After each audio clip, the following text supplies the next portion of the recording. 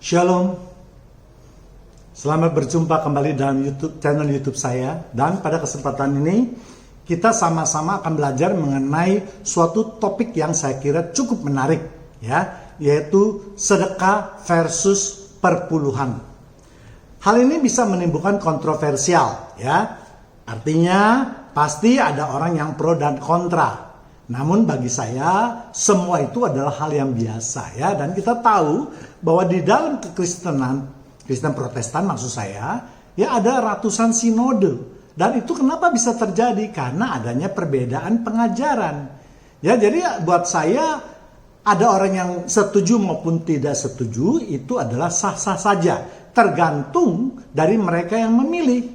Ya, karena setiap pilihan itu membawa konsekuensi pada pemilihnya, ya. Jadi kita yang terpenting adalah kita jangan saling menghujat, kita jangan saling merendahkan, kita jangan saling menghina dan seterusnya.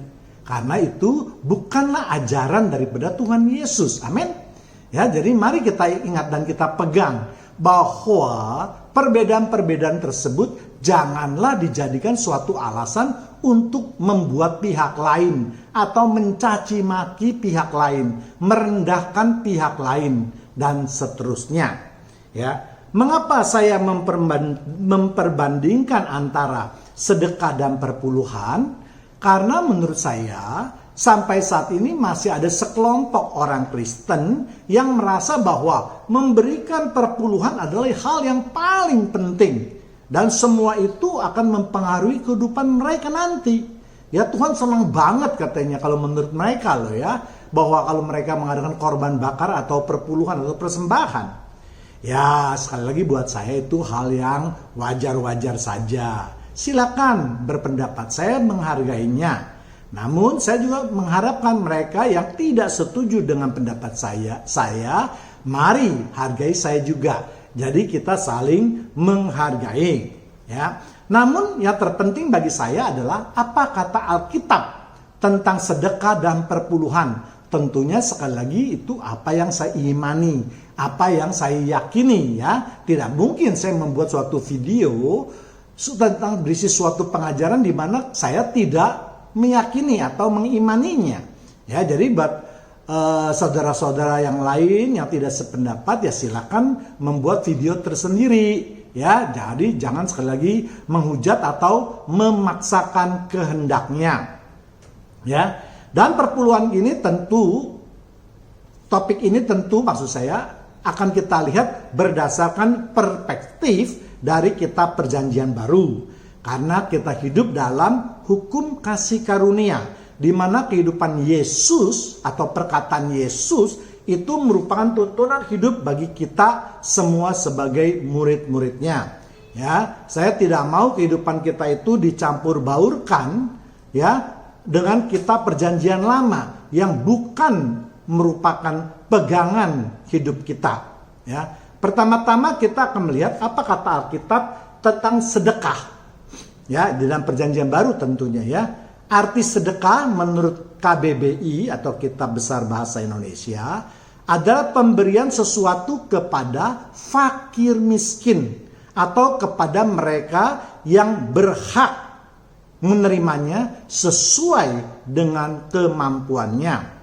Atau mungkin juga sedekah dapat kita artikan yaitu pemberian kepada orang lain berdasarkan kemurahan hati atau niat untuk melakukan suatu perbuatan baik.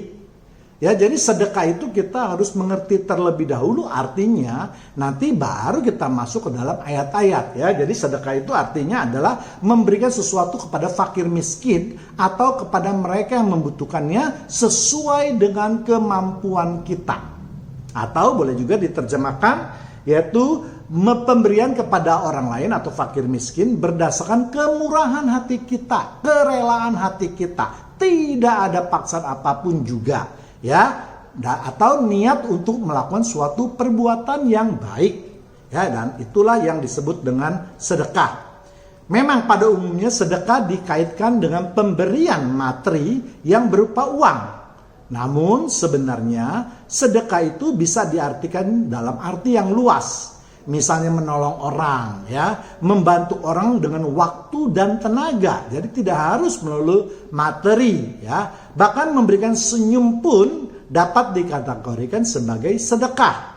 Karena nanti kita akan mendapat pengertian sedekah itu apa sih sebenarnya, ya.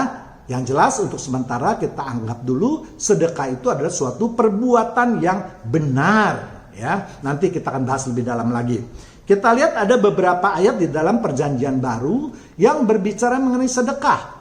Matius 6 ayat 1 sampai 4. 1. Ingatlah, jangan kamu melakukan kewajiban agamamu di hadapan orang supaya dilihat mereka.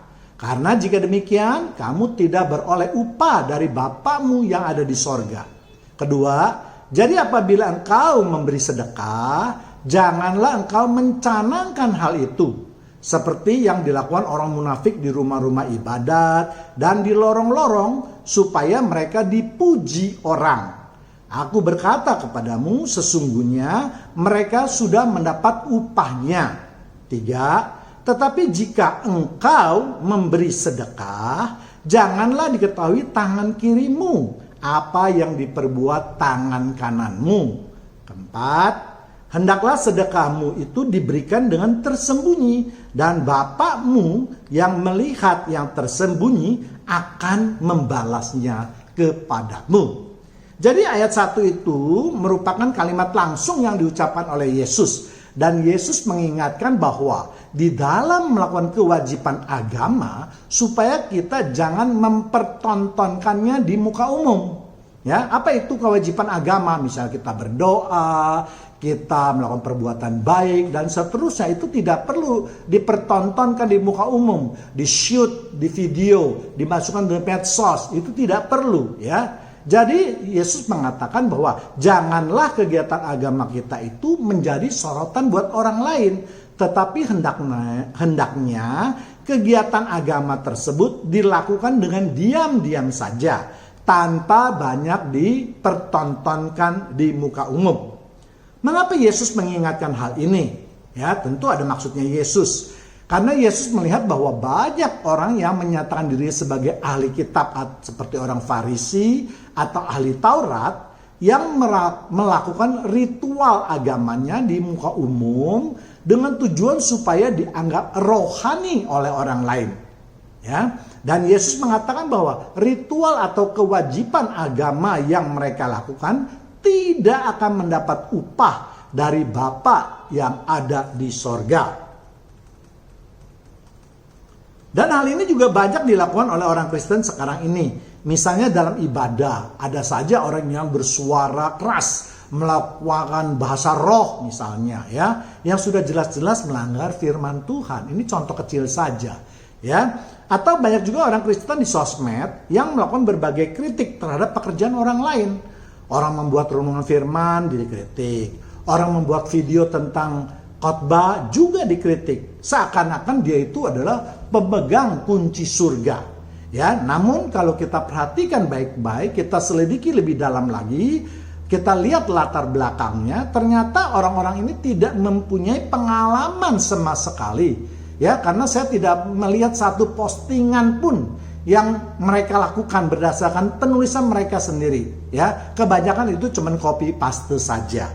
Ya, apalagi membuat satu video khotbah. Ya, bagaimana kita dapat menilai orang tersebut? Ya, jadi jemaat Tuhan yang terkasih, untuk para pengkritik ini yang di sosmed, tolonglah ya, berkacalah pada diri sendiri dahulu ya. Nanti akan saya kritik terus keras karena saya lihat ini orang-orang Kristen di sosmed ini sudah liar, dan ini tidak boleh dibiarkan. Kalau dibiarkan nanti akan menjadi kadrun seperti di agama sebelah ya, mereka sedikit jumlahnya tetapi yang selalu berteriak dengan keras, dan ini tidak boleh terjadi di dalam kekristenan ya. Jadi untuk itu mari jemaat Tuhan yang terkasih, mari kita bersuara, mari kita lawan orang-orang yang seperti ini yang tidak menjalankan firman Tuhan ya. Katanya mau meluruskan firman Tuhan, katanya sudah hebat di dalam firman Tuhan, tetapi dalam memberikan komen ini sama sekali tidak mencerminkan hal-hal seperti itu. Ya, biasanya mereka dengan garang, sangat kasar sekali dalam memberikan komentar kepada orang lain, menyerang orang lain. Ya pokoknya tidak ada yang bagus bagi mereka yang terus melakukan kritik. Ya, saya juga bingung gitu atas dasar apa mereka berani menulis suatu khotbah. Karena menurut saya seorang pengkhotbah atau yang membawa firman Tuhan itu hanya bertanggung jawab kepada Tuhan. Karena si pengkhotbah itu mengutip firman-firman Tuhan.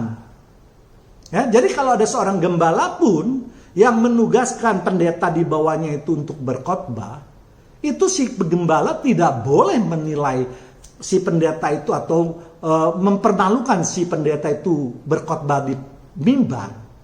Ya, dia harus bertanggung jawab kepada Tuhan karena dialah yang mengutip ayat-ayatnya.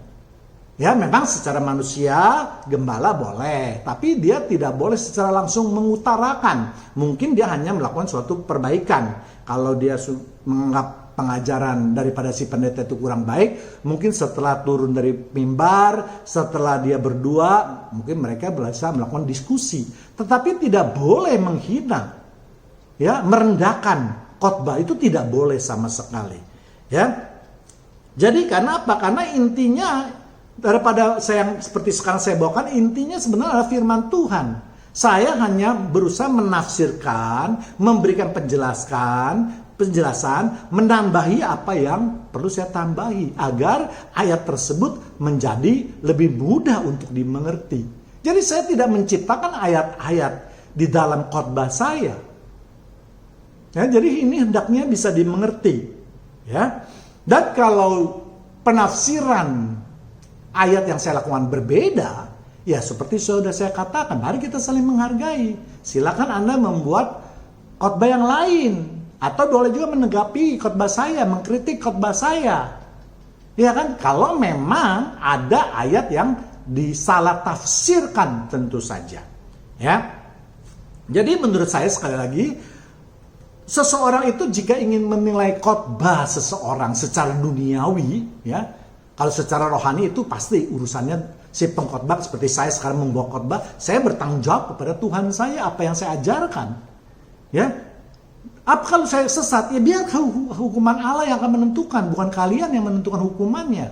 Penghakiman itu yang menyatakan salah, benar, baik, buruk itu hanya Tuhan.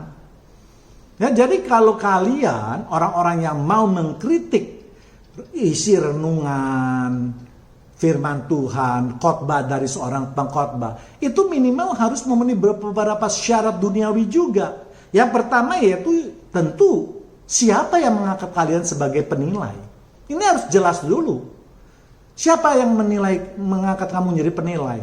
Kalau di dalam khotbah saya misalnya, apakah saya pernah meminta Anda untuk menjadi penilai saya? Atau di dalam renungan orang lain, apakah juga mereka pernah meminta kalian untuk menjadi penilai? Ya. Kedua, apa pendidikan kalian sehingga kalian merasa layak untuk menjadi penilai? Pendidikan dalam teologinya mana? Ya. Nanti saya akan bahas lagi ya. Jadi kalau tidak mempunyai pendidikan yang memadai, Anda tidak boleh melakukan penilaian.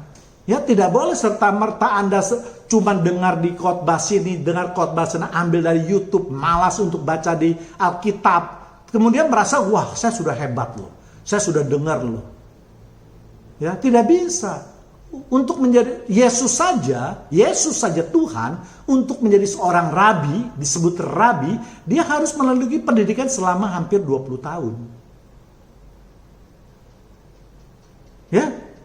Jadi siapa kamu tiba-tiba menjadi penilai? Ya. Kemudian ketiga, apa gelar yang kalian sandang sehingga kalian itu berani mengangkat diri sebagai penilai, merasa qualified dirinya sebagai penilai itu? Gelarnya apa? STH, MTH, doktor teologi, atau cuma eskopior yang tidak mempunyai gelar apapun? Yang mungkin sekolahnya juga cuma SMA tamat, SMP bahkan SMA tamat saja. Terus sudah menjadi ahli teologi. Malu dong, ya kan? Ya. Jadi ini memang saya kupas karena banyak sekali saya lihat ataupun saya memposting khotbah saya itu mendapat perlakuan yang amat sangat buruk. Memang banyak mereka ya yang memperlakukan saya baik, terbukti dengan banyaknya like yang saya. Tapi tetap saja ada yang nyinyir, dan ini tidak boleh dilakukan terus-menerus buat mereka yang memang ingin mengacaukan ajaran Kristen. Ya, kemudian yang kelima, saya juga ingin bertanya, adakah ayat di dalam Alkitab di mana seseorang boleh menilai atau menyatakan bahwa suatu khotbah itu dapat diterima atau berkenan di hadapan Tuhan? Atau adakah ayat di dalam Alkitab yang menentukan khotbah-khotbah itu harus bagaimana secara detail? Sekali lagi, ya, kalau ajaran sesat yang sudah menabrak ideologi agama Kristen itu jelas. Tetapi penafsiran tidak boleh kamu lakukan itu. Jangan merasa penafsiranmu itu yang paling benar. Ya, kalau kamu merasa penafsiran kamu yang paling benar, itu berarti kamu sudah mengambil alih hak Tuhan. Saya sudah katakan tadi, yang boleh menyatakan baik dan buruknya suatu isi khotbah, yang berkenan tidaknya isi suatu khotbah itu hanya Tuhan. Lalu siapa kamu tiba-tiba mau mengambil haknya Tuhan? Ya, renungkan kalian itu. Ya, jangan garang saja di sosmed ya. Kalau memang tidak senang dengan pendapat saya, buat satu video. Ya, nanti akan saya balas lagi bagaimana. Tunjukkan dengan ayat-ayat, ya, jangan cuma di mulut aja, jangan cuma debat kusir saja. Kalau saya berkhotbah atau membawakan firman Tuhan, ada penafsiran saya yang salah dalam suatu ayat, nyatakan itu. Bukan dengan membawa ayat-ayat lain lalu mempertentangkan ayat yang satu dengan ayat yang lain. Itu sebenarnya kamu sudah meremehkan Tuhan. Kamu sudah menista agama Kristen. Karena firman Tuhan itu harus selaras. Tidak boleh dipertentangkan. Ya, itu pendapat saya tentang para netizen atau para viewers yang saya rasa kurang bisa menempatkan dirinya dan merasa dirinya begitu hebat dalam pengetahuan tentang Alkitab, ya. Tapi kalau disuruh bikin satu khotbah, bilangnya saya tidak bisa. Lalu apa kebanggaan kamu? Ya kan, kamu tidak bisa bikin khotbah, berarti isi otak kamu tidak ada. Ya kan, tidak mungkin. Kamu lihatnya semua YouTuber Kristen. Kalau ada suatu pengajar yang tidak baik, mereka tidak langsung berteriak-teriak di lapak orang, di tempat orang. Mereka bikin satu video. Dan saya juga memang banyak melakukan kritik seperti itu. Ya, tapi saya tidak pernah mencuplik atau menyebut nama seseorang, karena saya pikir itu juga kurang baik, merendahkan atau menghina yang bersangkutan. Ya, tapi saya hanya menyinggung sedikit saja sehingga ajarannya bisa kita perbaiki. Itu menurut saya yang elegan. Ya, kalau saya mengambil video orang lain apa segala macam, rasanya ya kurang tepat lah. Berarti kita merendahkan, menghina dan seterusnya. Ya, sesama pengkhotbah tentu kalau dia melakukan kesalahan, kita tentu harus melakukan koreksi, betul. Tetapi dalam mengkoreksi itu juga tentu ada batasan-batasan yang harus kita hormati. Ya, jadi kalau ada kelima syarat itu, tidak ada satupun yang kamu punya, lalu apa hak kamu untuk mengadili khotbah orang lain? Apa hak kamu untuk menentukan renungan firman Tuhan yang dibuat oleh seseorang? Dan yang paling penting ada pertanyaan satu yang pertama, ya. Siapa yang mengangkat kamu menjadi penilai? Ya, Musa saja, nabi besar, ya. Waktu itu dia ada seorang anak raja atau pangeran Mesir, ya, ketika dia ingin melalai dua orang Yahudi yang sedang bertengkar, ditanya siapa yang mengangkat kamu menjadi pelerainya, dia langsung tidak berani menjawab. Ya, dan itu kalau dipikirkan atau dijiwai oleh para pengkritik itu, mereka pasti malu, ya. Jadi mereka sebenarnya kalau menurut saya hanya menguasai sedikit saja. Ya, kulitnya saja dia tahu, terus sombong biasa. Ya kan, tong kosong nyaring bunyinya. Ya kan, kalau orang yang pintar itu pasti dia menunjuk seperti padi. Ya kan? Saya bukan anti kritik, ya silakan mengkritik saya, tapi tentu dengan cara yang baik dan benar. Sekali lagi, tunjukkan ayatnya. Jangan langsung baca dulu dah Alkitab, belajar lagi ya. Waduh, kayak kamu itu guru teologi S3 aja. Ya, jadi sekali lagi saya ingin mengingatkan ya, ingat ya, Musa saja yang menjadi anak raja, pangeran waktu itu ingin melerai 2 orang yang berkelahi aja, ketika diajukan pertanyaan itu dia tidak bisa melakukan apapun juga. Ya, firman Tuhan mengatakan itu. Artinya apa? Tuhan tidak mengingini kalian menilai. Tuhan tidak mengingini kalian menjadi juri kalau kalian tidak diangkat. Kalian tidak berhak sama sekali. Yang berhak itu adalah Tuhan yang menentukan apakah khotbah saya itu benar atau tidak, berkenan di hadapan Tuhan atau tidak. Jadi hati-hati kalian yang selama ini yang merasa diri hebat, mengkeratak sini keratak sana ya. Oke, kita lanjutkan lagi ya. Ya, jadi kenapa sekali lagi saya sering bekerja mengatakan pendapat ini secara keras, karena sekali lagi setiap kali banyak sekali firman Tuhan yang ditaburkan selalu mendapatkan serangan dari orang-orang yang tidak bertanggung jawab. Ya, mereka bukan mengkritik itu ya, tetapi mereka menghina, mereka mencoba untuk merusak grup-grup Kristen, orang Kristen. Ya, jadi sebenarnya menurut pendapat saya hal ini harus mendapat perhatian kita semua. Ya, kemudian saya sudah jelaskan, mereka sama sekali yang tadi saya bilang tong kosong nyarang bunyinya. Kenapa saya bisa mengambil kesimpulan itu? Setiap kali saya lihat orang-orang yang mengkritik khotbah saya dengan keras, ketika saya lihat di Facebooknya, itu kebanyakan itu tidak ada satu postingan pun tentang firman Tuhan. Kalau ada, itu pun cuma mengutip ayat dan pasalnya, pasal dan ayatnya. Ya, saya lihat itu. Ya, saya cek. Ya, jadi hampir semuanya seperti itu. Makanya saya berani katakan mereka itu seperti tong kosong, nyaring bunyinya, tapi merasa sudah hebat. Ya, kalau saya rasa seorang pengkhotbah atau firman Tuhan, dia tidak berani harusnya menilai secara membabi buta itu, mengejek sana, menghina sini. Ya, baru baca Alkitab 2 selesai tamat sudah menghina orang yang sudah puluhan, ya, kolega saya sudah baca Alkitab ratusan kali, dan sampai hari ini masih tetap membaca. Dan saya yang baru 7 tahun serius mendalami firman Tuhan, mulai loh ya, sudah baca hampir 20 kali. Saya tidak bermegah, teman saya ingin menyatakan bahwa kalian yang baru baca 21 kali, jangan sombong gitu tuh, ya kan? Ya, jangan menilai orang baca lagi. Apa yang kamu banggakan? Ya, dari sekolah paling tempatan SMP, SMA. Teologi tidak ada. Terus apa yang kamu sombongkan? Cuma mulutmu.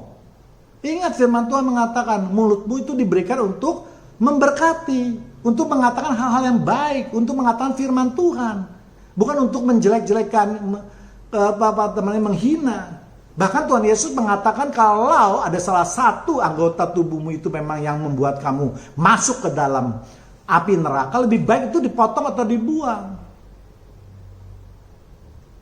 Ya, jadi sekali lagi saya harapkan ya, karena ini juga topik yang sangat kontroversial ya, mengenai perpuluhan ini ya. Ya, jadi saya harapkan mereka ingin berkomen, ya tentu kalian harus nonton dulu video saya. Kalau tidak nonton video saya, kamu tidak berhak melakukan komen. Karena kamu hanya menafsirkan saja apa yang kamu tafsirkan. Dan itu tidak benar. Karena penafsiran kamu dengan pendapat saya jelas berbeda. Ya, ataupun komen-komen dengan ayat-ayat yang sudah saya bahas, yang sudah saya bantah. Tetap aja dipakai. Kan bebal namanya. Ya, jadi kalau orang Kristen selamat tidak mau membuka hati, ya jelas selamanya kamu akan seperti katak dalam tempurung. Ya, berbuka hatilah, buka pikiran kamu, lihat pendapat orang lain, lihat ayat-ayatnya, renungkan ayat-ayatnya, apakah itu penafsiran benar atau tidak. Kalau benar ya sudah. Kalau kamu berada di gereja yang salah, ya sudah juga. Ya kan, kamu tidak mau memperbaiki, ya sudah. Saya juga tidak mengharuskan kamu memperbaiki diri kamu kan. Kalau kamu mau memperbaiki diri, syukur. Puji Tuhan. Kalau kamu tidak mau, ya sudah. Tuhan juga tidak memaksa kok. Apalagi saya. Siapa saya? Ya kan? Tetapi sekali lagi, saya membawakan firman Tuhan sesuai dengan apa yang saya yakini. Sesuai dengan apa yang saya imani. Ya, mari sekali lagi kita menghargai. Ya, jadi fenomena ini banyak terjadi. Apalagi kita lihat ada seorang dosen di S3. Ya, gelar doktor, sudah 20-30 tahun melayani, dikritik sama seorang yang tidak punya pendidikan, bahkan diberi ayat lagi. Aduh, bener-bener nggak tahu diri, saya bilang bener-bener. Ayatnya kita baca pun tidak ada hubungannya dengan apa yang dibicarakan. Dan saya juga sering menemukan begitu. Ya, ada orang yang mengajak saya berdebat, keluarin ayatnya apa, yang bicara apa. Ya, jadi susah memang berdebat di dalam Facebook tidak akan menyelesaikan. Bagaimana bisa diselesaikan kalau kita memperdebatkan suatu objek, itu berarti kita memperdebatkan keseluruhan daripada isi Alkitab. Ya, tidak bisa kita hanya satu ayat itu saja kita selesaikan. Ya kan, pasti dia akan menggunakan ayat-ayat lain. Ya, jadi inilah yang membuat saya terus terang malas untuk berdebat. Dan saya tidak ingin sama sekali berdebat. Karena saya lihat berdebat itu tidak bermanfaat kok. Malah membuat kita jatuh dalam dosa. Ya, jadi untuk itu makanya saya harapkan sebenarnya semua admin grup rohani itu rajin memeriksa. Ya kan? Nah, kalau ada postingan-postingan, komen-komen dari orang-orang yang selalu negatif, yang tidak memberkati, yang selalu menjadi batu sandungan. Lalu buat apa? Di kick out aja, dikeluarkan saja. Ya kan? Grup rohani itu kan minimal puluhan ribu. Minimal ribuan lah. Jadi kalau kehilangan cuma 50 orang tidak jadi masalah. Grup itu justru akan menjadi baik. Ya, komen-komen orang-orangnya juga memberkati orang. Sehingga orang-orang yang mau menebarkan firman Tuhan juga tidak merasa terganggu. Ya. Saya walaupun terus terang mengakui bahwa firman saya belum jauh daripada sempurna, tapi minimal saya sudah melakukan daripada amanat agung dari Tuhan Yesus, pemberitaan firman Tuhan. Lalu apa yang kalian lakukan para pengkritik untuk melakukan amanat agung ini? Kalian bikin video satu pun enggak, bikin renungan satu pun enggak. Terus di mata Tuhan, kamu itu siapa gitu loh? Kamu itu pengikut Tuhan atau pengikut iblis? Kalau pengikut Tuhan ya ikuti Tuhan mestinya kan. Tuhan menyuruh kita memberitakan firman Tuhan. Itu amanat agung loh. Tahu kan arti amanat agung? Kalau nggak tahu cari aja di KBBI. Ya, jadi saya minimal jelek-jelek begini sudah melakukannya. Ya, jadi mari kita berkaca ya supaya kita bisa mengintrospeksi kita dengan baik ya. Ya, jadi menurut saya para admin di grup-grup rohani ini jangan memperbolehkan perdebatan. Kalau perdebatan itu hanya bisa dilakukan ya yang paling bagus di dalam kelas. Di mana yang berdebat adalah semuanya ada otaknya, ada isinya, ada ilmunya. Dan ada seseorang yang ilmunya lebih tinggi yang akan menentukan mana yang benar, mana yang salah. Kalau dibiarkan berdebat di grup, itu pasti nanti akhirnya debat kusir. Coba lihat, semuanya tidak ada yang memberkati sama sekali. Terus apa gunanya berdebat itu diperbolehkan? Dan buat saya menghimbau bagi mereka yang memang sangat ingin sekali berdebat, masuklah ke grup-grup untuk berdebat yang live lah gitu. Kan banyak ya kan? Ya kan? Kalian masuk ke sana dong kalau memangnya jago. Ya kan? Jangan cuman di sini ngacak-ngacak aja di grup rohani yang memang tidak diperuntukkan untuk berdebat. Karena tidak mungkin berdebat dengan tempat yang begitu pendek. Di samping memang membuat banyak orang tidak nyaman karena memonopoli percakapan. Ya kan? Disuruh bikin video nggak mau. Disuruh masuk ke dalam grup-grup perdebatan tidak mau. Maunya di grup-grup yang seperti ini. Jadi tujuannya apa? Jelas tujuannya mereka hanya ingin mengacau. Kalau menurut saya. Kalau tujuan mereka mengasah perdebatan, mengasah ilmu mereka, masuk ke dalam itu. Dan saya tidak mau menyebut banyak ya grup-grup yang live itu. Bahkan salah satunya juga mempergunakan kata debaters. Ya, masuk dong ke sana dong kamu berdebat. Ya. Jadi buktikan kamu itu hebat, ya. Jadi kamu memang di sanalah tempatnya untuk berdebat. Ya. Jadi kalau ada postingan yang sesat bagaimana? Ya kalau ada postingan yang sesat, kita lihat dulu apakah itu menabrak ideologi dasar daripada ajaran Kristen atau cuma perbedaan penafsiran. Memang harus sangat hati-hati. Ya, jadi kalau sudah menabrak doktrin, ajaran dasar dari kekristenan, memang itu harus delete, harus dihapus. Ya, misalnya apa? Misalnya tidak mengakui Yesus sebagai Tuhan. Itu jelas. Doktrin orang Kristen itu mengakui Yesus sebagai Tuhan dan Juru Selamat. Ya kan juga banyak sebelum kita masuk kan ditanya apakah kita menerima Yesus sebagai Tuhan dan Juru Selamat. Siapa Tuhan kamu dan seterusnya. Jadi kalau ada saksi Yehova yang bisa masuk itu harusnya di-kick. Karena mereka tidak mengakui Yesus itu sebagai Tuhan dan Juru Selamat. Ya, jadi admin juga jangan ambigu. Ya, jangan ini boleh itu boleh, nanti ini nggak boleh itu atau berat sebelah. Ya, tegas gitu loh jadi admin, ya. Kedua, tidak mengakui konsep Allah Tritunggal. Ya, ini doktrin loh. Baca dulu doktrinnya di gereja masing-masing lah. Ya. Itu pasti ada dan umumnya 90% orang-orang Kristen itu sama doktrinnya. Hanya mungkin 10% yang balelo. Ya, tapi kalau mengenai penafsiran memang kita harus hati-hati. Atau doktrin yang tidak mengakui wafatnya dan bangkitnya Yesus. Itu juga doktrin. Ya, atau mengatakan Yesus menerima ajaran Yesus sudah datang ke dunia menjelma sebagai seorang wanita. Itu juga sesat. Itu doktrin. Jadi harus kita bedakan antara doktrin dengan penafsiran. Kalau penafsiran, ya selama dia itu menafsirkan ayatnya yang kita pikir bisa masuk akal, ya silakan. Dan para jemaat yang terkasih juga tidak usah memaksa, tidak usah memberikan komen. Iya kan, kalau menurut saya, kalau dia memberkati, ya kita katakan amin. Kalau tidak memberkati, skip saja. Ya kan?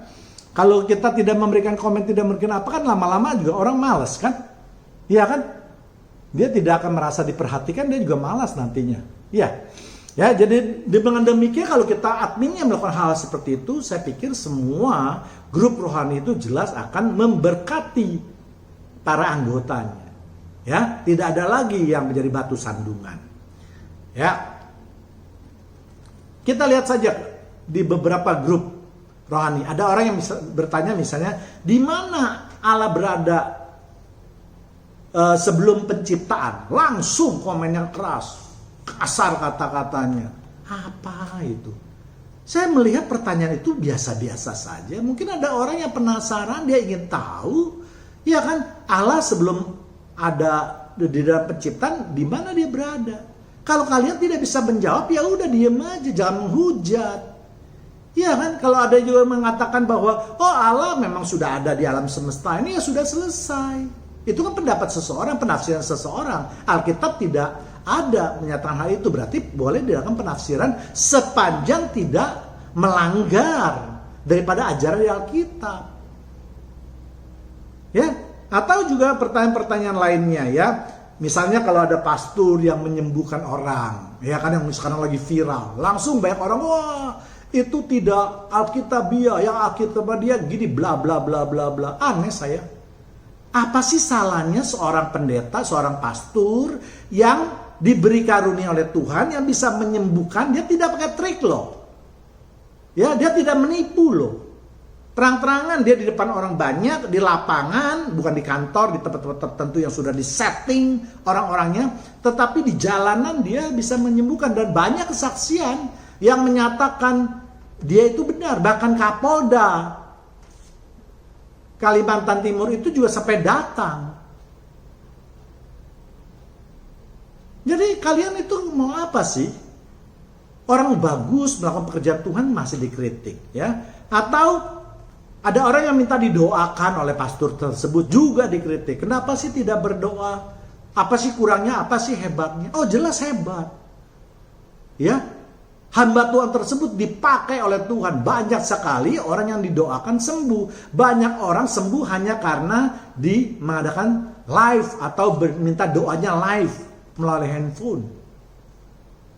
Jadi apa yang salah dengan pastor ini? Kenapa kita harus kritik? Bukannya kita memuji, kita bersyukur bahwa ada seorang Kristen yang bisa berbuat baik terhadap bangsa ini.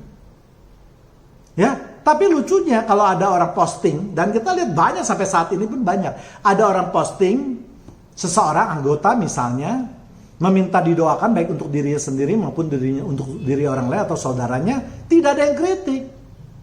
Ya, bahkan di antara mereka mungkin ada yang juga berdoa untuk mereka. Jadi aneh ya. Fenomenanya saya juga bingung, ada apa sih nih orang Kristen ini saat ini? Ya, orang berbuat baik, menolong orang, menyembuhkan orang, kok selalu dikritik. Tuhan Yesus juga menyembuhkan orang kok. Apa kamu iri?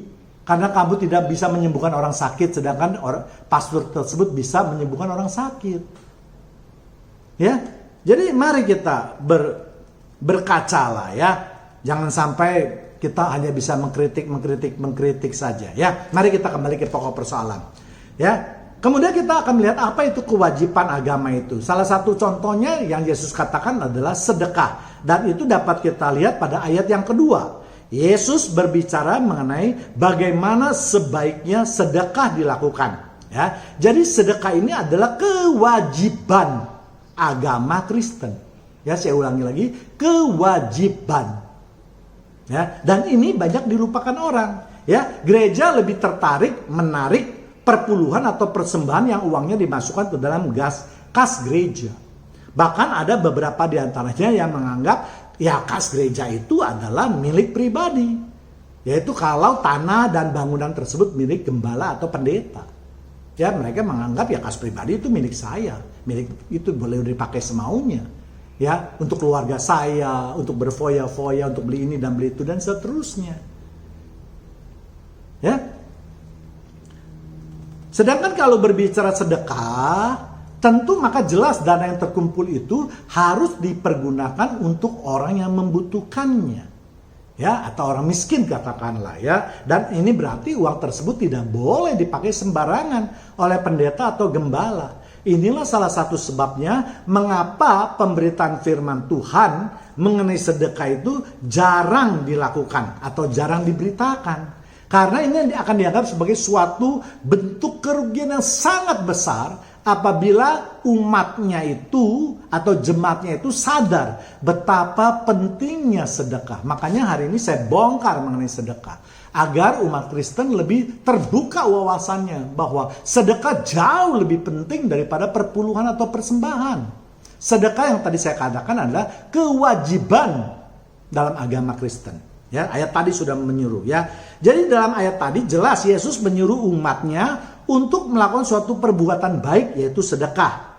Ya, namun perbuatan tersebut tidak usah digembar-gemborkan, cukup dilakukan dengan diam-diam saja. Jadi firman Tuhan sudah memperingatkan kepada kita bahwa jika kita memberikan sedekah ataupun bantuan, sumbangan dan lain-lainnya yang sifatnya membantu atau menolong orang lain, sebaiknya tidak usah diumumkan atau diketahui orang lain. Dan itu ditegaskan di dalam ayat ketiga lagi. Jika engkau memberikan sedekah, janganlah diketahui tangan kirimu apa yang diperbuat tangan kananmu. Namun sekarang terjadi ini adalah yang berkebalikan. Banyak orang yang menyumbang atau memberikan sedekah atau bantuan, misalnya dalam pengumpulan dana untuk korban bencana alam dan seterusnya, atau untuk pembangunan gereja sekalipun, donatur yang terbesar biasa diumumkan dan mendapat tempat yang pertama, bahkan mungkin diundang ke mimbar. Jelas ini tidak sesuai dengan firman Tuhan, ya. Namun bagi mereka yang melakukannya, Yesus mengatakan bahwa mereka tidak akan mendapat upah di surga. Karena mereka sudah mendapatkan upah di dunia ini, yaitu berupa puji-pujian, rasa kagum dari jemaatnya. Ya, jadi artinya apa? Artinya perbuatan itu tidak akan dicatat di dalam kitab kehidupan. Jadi sia-sia saja sedekah yang diperbuat atau dilakukan oleh mereka. Ya. Kemudian kita lihat tentang pemberian atau sedekah ini, Yesus mengatakan bahwa apabila tangan kanan kita yang melakukannya, maka tangan kiri pun tidak usah tahu. Artinya apa? Perbuatan baik tersebut tidak usah diberitahukan kepada siapapun juga, termasuk kepada pasangan kita. Ya. atau orang-orang terdekat di kita. Sebab arti dari tangan kanan dan tangan kiri adalah sesuatu yang mempunyai hubungan yang sangat erat ketika melakukan suatu perbuatan. Karena biasanya tangan kanan dan tangan kiri melakukan suatu pekerjaan yang besar bersama-sama. Sehingga apapun yang dilakukan dari salah satu tangan tersebut akan diketahui oleh tangan yang lain. Tetapi khusus mengenai perbuatan sedekah, Yesus mengatakan hal yang sebaliknya. Ya. Kemudian kita lihat juga ayat lain tentang sedekah. Lukas 11 ayat 41. Akan tetapi berikanlah isinya sebagai sedekah, dan sesungguhnya semua itu akan menjadi bersih bagimu. Ya, kita tahu konteks ayat tersebut adalah ketika Yesus berbicara mengenai hati yang merupakan isi dari segala perbuatan. Yesus ingin mengkritik atau menekankan kepada orang Farisi bahwa apa yang dilakukan lahiriah itu tidaklah terlalu penting. Tetapi yang terpenting adalah maksud atau inti dari perbuatan tersebut. Kita tahu orang Farisi selalu mengedepankan perbuatan lahiriah untuk melaksanakan hukum Tuhan. Tetapi mereka melupakan inti daripada hukum Tuhan. Ya, mereka selalu lebih menyukai jika perbuatan tersebut diketahui orang banyak. Untuk itulah maka mereka selalu berdoa di dekat keramaian dengan suara lantang, mencuci tangan sebelum makan supaya dilihat orang, dan berbagai ketentuan hukum Taurat lainnya. Ya, tetapi semua yang mereka lakukan itu hanya untuk kepentingan mereka sendiri, hanya untuk mendapatkan pujian diri mereka sendiri. Ya, mereka merasa puas dan bangga kalau segala perbuatan mereka di dalam hukum Taurat itu diketahui oleh orang banyak, dan akhirnya mereka merasa bangga akan diri mereka sendiri. Hal ini juga banyak terjadi di kalangan umat Kristen saat ini, terutama di masa pandemi ini, di mana semua kegiatan rohani kita itu banyak dilakukan melalui sosial media. Ya, banyak orang Kristen yang merasa seperti orang Farisi, bahkan lebih yang tadi saya katakan, ya, merasa mereka lebih hebat daripada hukum Tuhan. Ada firman Tuhan ataupun renungan firman Tuhan langsung saja dikritik, diejek, dihina dan seterusnya. Ya. Ya, jadi itulah ya yang ingin saya sampaikan mengenai mengenai sedekah. Kita lihat ayat lain lagi. Matius 5 ayat 44. Tetapi aku berkata kepadamu, kasihilah musuhmu dan berdoalah bagi mereka yang menganiaya kamu. Jadi bagi orang yang mengkritik, menghujat tadi, ya, yang menyatakan diri kamu pandai, tetapi bagaimana dengan perilakumu? Kamu tidak berbuah, percuma. Ya. Jadi ayat kita mengatakan terhadap musuh kita saja kita harus kasihani. Apakah orang yang membuat firman Tuhan itu kamu anggap musuh? Atau lebih daripada musuh? Ya jelas, kamu itu hanya bisa menghafal tapi tidak bisa melaksanakan sama sekali, nol. Ya, untuk perbuatan buah kamu itu nol, tidak ada buahnya sama sekali. Ya. Ya, jadi sekali lagi saya ingin katakan bahwa kita jangan hanya menghafal hukum Tuhan dengan membabi buta, lalu menerapkannya sesuai dengan kehendak kita. Tetapi marilah kita kembali daripada esensi hukum kita, yaitu perbuatan kasih. Jadi kalau kamu memang melihat ada firman Tuhan yang salah, bukan berbeda ya penafsirannya, salah total dalam menafsirkan suatu ayat, ya baik-baiklah kamu menegur dia. Ya dengan kasih, bukan dengan hujat. Bacalah Alkitab dulu, belajar lagi dulu Alkitab. Kayak kamu itu sebagai dosen aja. Iya kan? Ya. Ya, kita mengerti semuanya bahwa kasih itu adalah merupakan dasar dari semua perbuatan kita. Dan itu sesuai dengan kehendak Tuhan. Kita lihat di 1 Petrus 4 ayat 8. Tetapi yang terutama adalah kasihlah sungguh-sungguh seorang akan yang lain. Sebab kasih menutupi banyak sekali dosa. Jadi dengan berbuat kasih, dengan berbuat sedekah, banyak sekali menghapus dosa. Ya, ini kata Alkitab loh, bukan kata saya loh. Sekali lagi, jadi firman Tuhan dengan tegas sudah menegaskan bahwa jika kita banyak melakukan perbuatan kasih, maka itu akan banyak menutupi dosa. Bukan banyak siapa yang paling banyak kritik, itu dia akan yang menjadi berkenan di hadapan Tuhan. Ya, Tuhan tidak akan berkenan kepada mereka yang hanya bisa mengkritik, tetapi Tuhan justru memberikan reward, memberikan hadiah bagi mereka yang berbuah, terutama yang berhubungan dengan kasih.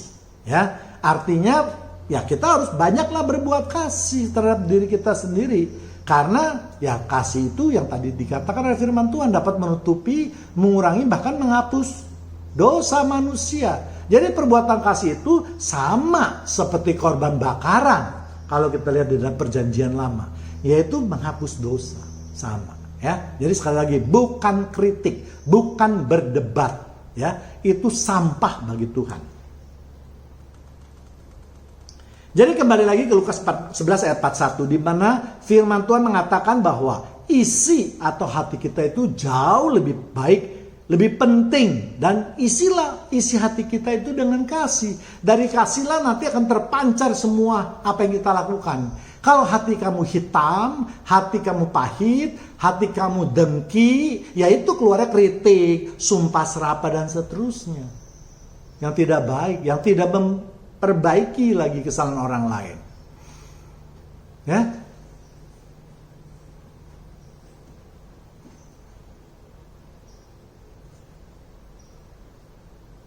Ya, saya ulangi lagi, jadi lebih baik isi hati kita itu kita isi dengan kasih daripada berbagai aturan dalam hukum Tuhan, sebab justru pengertiannya seringkali melenceng ya dari kemauan Tuhan. Manusia seringkali merasa dirinya hebat dalam menerjemahkan firman Tuhan, yaitu yang tadi pada pengkritik, tetapi kenyataannya justru melenceng apa yang dikehendaki oleh Tuhan. Untuk itulah maka Yesus mengatakan, isilah hatimu, maka dengan sendirinya nanti terpancar segala tindakan kamu yang baik. Kalau hatimu lembut, maka yang keluar pasti lembut. Kalau hatimu kasar, pasti yang keluar adalah perbuatan kasar. Kalau hatimu bersih, maka berarti yang keluar adalah ucapan syukur. Kalau isimu dengki, iri hati, maka pasti mengkritik orang, menghina orang, dan seterusnya. Ya, jadi kita bisa tahu isi hati seseorang itu pada jempolnya yang dimainkan di medsos. Ya, jadi mari mulai sekarang jangan terlalu gampang lah, ya, merasa dirinya hebat. Ya, Lukas 12:33, jualah segala milikmu dan berikanlah sedekah. Sekali lagi firman Tuhan mengatakan, berikanlah sedekah. Buatlah bagimu pundi-pundi yang tidak dapat menjadi tua, suatu harta di sorga yang tidak akan habis, yang tidak dapat didekati pencuri, dan yang tidak dirusak oleh ngengat. Ya, sekali lagi, perintah daripada Tuhan Yesus adalah bahwa jika kita ingin mendapatkan pundi-pundi yang tidak dapat menjadi tua dan usang, diganti dengan harta di sorga, maka kita harus memberikan sedekah. Ini perintah Tuhan. Ya, berikanlah, itu perintah, kata perintah, berikanlah. Ya, jadi kalau kita lihat betapa pentingnya perbuatan baik atau sedekah ini, ya, juga menjadi demikian pentingnya sehingga sering kali diucapkan oleh Yesus. Ya, saya sengaja tidak mengucapkan Tuhan Yesus karena Yesus pada waktu mengucapkan ini belum mati dan belum bangkit. Jadi dia masih menjadi manusia biasa. Ya, tapi bolehlah kalau diucapkan juga Tuhan Yesus memang, ya. Tapi saya sendiri lebih suka menyebutnya Yesus, ya. Manusia boleh mengumpulkan harta di dunia ini dan menikmatinya, boleh-boleh saja. Namun tidak akan ada janji Tuhan yang mengatakan mereka akan memperoleh harta di sorga. Nikmati saja hidupmu di dunia ini. Nanti kamu akan merasakan hal yang berbeda di sorga nanti. Ya, sama seperti kisah orang kaya dan Lazarus. Ya. Tetapi bagi mereka yang mau memberikan sedekah, maka jelas perbuatan mereka itu akan mendapat balasannya di sorga tadi. Harta di sorga, yaitu harta yang kekal, yang tidak akan dapat dicuri, yang tidak dapat dirusak oleh ngengat. Ini janji firman Tuhan, bukan kata saya. Ya, jadi banyak, ada beberapa ayat. Ya, satu lagi, Kisah 10 ayat 2. Ia saleh, ia serta seisi rumahnya takut akan Allah, dan ia memberi banyak sedekah kepada umat Yahudi dan senantiasa berdoa kepada Allah. Ya, jadi tadi berbicara mengenai seorang yang bernama Cornelius. Ya, seorang perwira tentara Romawi, kita tahu. Ya, ia dikatakan Alkitab adalah orang yang saleh, takut akan Tuhan, dan banyak memberikan sedekah. Bukan baik memberikan kritik, bukan baik memberikan hujatan, bukan baik memberikan persembahan, bukan baik memberikan perpuluhan, tapi memberikan sedekah. Itulah ciri-ciri orang yang saleh dan takut akan Tuhan. Jadi jangan orang yang saleh itu jangan hanya diartikan orang yang banyak melakukan ritual ibadah saja, atau orang yang sering berdoa, atau orang yang beriman kepada Tuhan. Dan orang yang takut akan Tuhan juga jangan hanya diartikan kepada mereka yang menjauhi larangan Tuhan saja. Tetapi orang yang saleh dan takut akan Tuhan juga adalah orang yang melakukan firman Tuhan atau perintah Tuhan. Yaitu orang yang memberikan sedekah kepada orang yang membutuhkannya. Kita lihat Cornelius. Ini orang Romawi, tentara Romawi ya. Namun di dalam memberikan sedekah, dia tidak memilih atau tidak memberikan kepada bangsa Romawi saja. Tetapi dia justru banyak memberikan sedekahnya kepada bangsa Yahudi. Kenapa bisa demikian? Karena memang pada waktu itu orang Romawi kehidupannya lebih baik daripada orang Yahudi. Orang Yahudi lah baik orang yang miskin yang perlu ditolong. Dan dia sudah melakukan hal itu tanpa membeda-bedakan suku. Inilah yang berkenan di hadapan Tuhan. Ya, dia tidak melihat suku. Ya, walaupun sukunya berlainan, namun kalau mereka membutuhkan, maka Cornelius ini akan memberikannya. Ya, seringkali kita sebagai orang Kristen justru ketika ingin menolong orang, memberikan sedekah kepada orang-orang, kita lihat dulu latar belakangnya, kita lihat dulu dia sering tegur kita nggak ya, sering menghargai kita nggak ya, dan seterusnya yang sama sekali tidak ada hubungannya dengan urusan atau ketentuan sedekah ini. Ya, inilah yang harus kita hilangkan. Belajar dengan Cornelius. Kemudian kita lihat apa akibat dari perbuatan Cornelius tersebut. Kisah Para Rasul 10 ayat 4. Ia menatap malaikat itu dan dengan takut ia berkata, "Ada apa Tuhan?" Jawab malaikat itu, "Semua doamu dan sedekahmu telah naik ke hadirat Allah dan Allah mengingat engkau." Jadi Cornelius dengan melakukan sedekah itu dan berdoa dengan baik, ya, maka semua itu telah naik ke hadirat Tuhan. Artinya apa? Allah berkenan kepada perilaku Cornelius ini. Ini harus kita tiru. Ya, jadi jangan memberikan perpuluhan atau persembahan sesuai dengan ajaran yang sudah berpuluh-puluh tahun oleh pendetamu yang mata duitan itu. Tidak benar. Tunjukkan ayat saya bahwa memberikan perpuluhan itu Allah akan mengingat kita.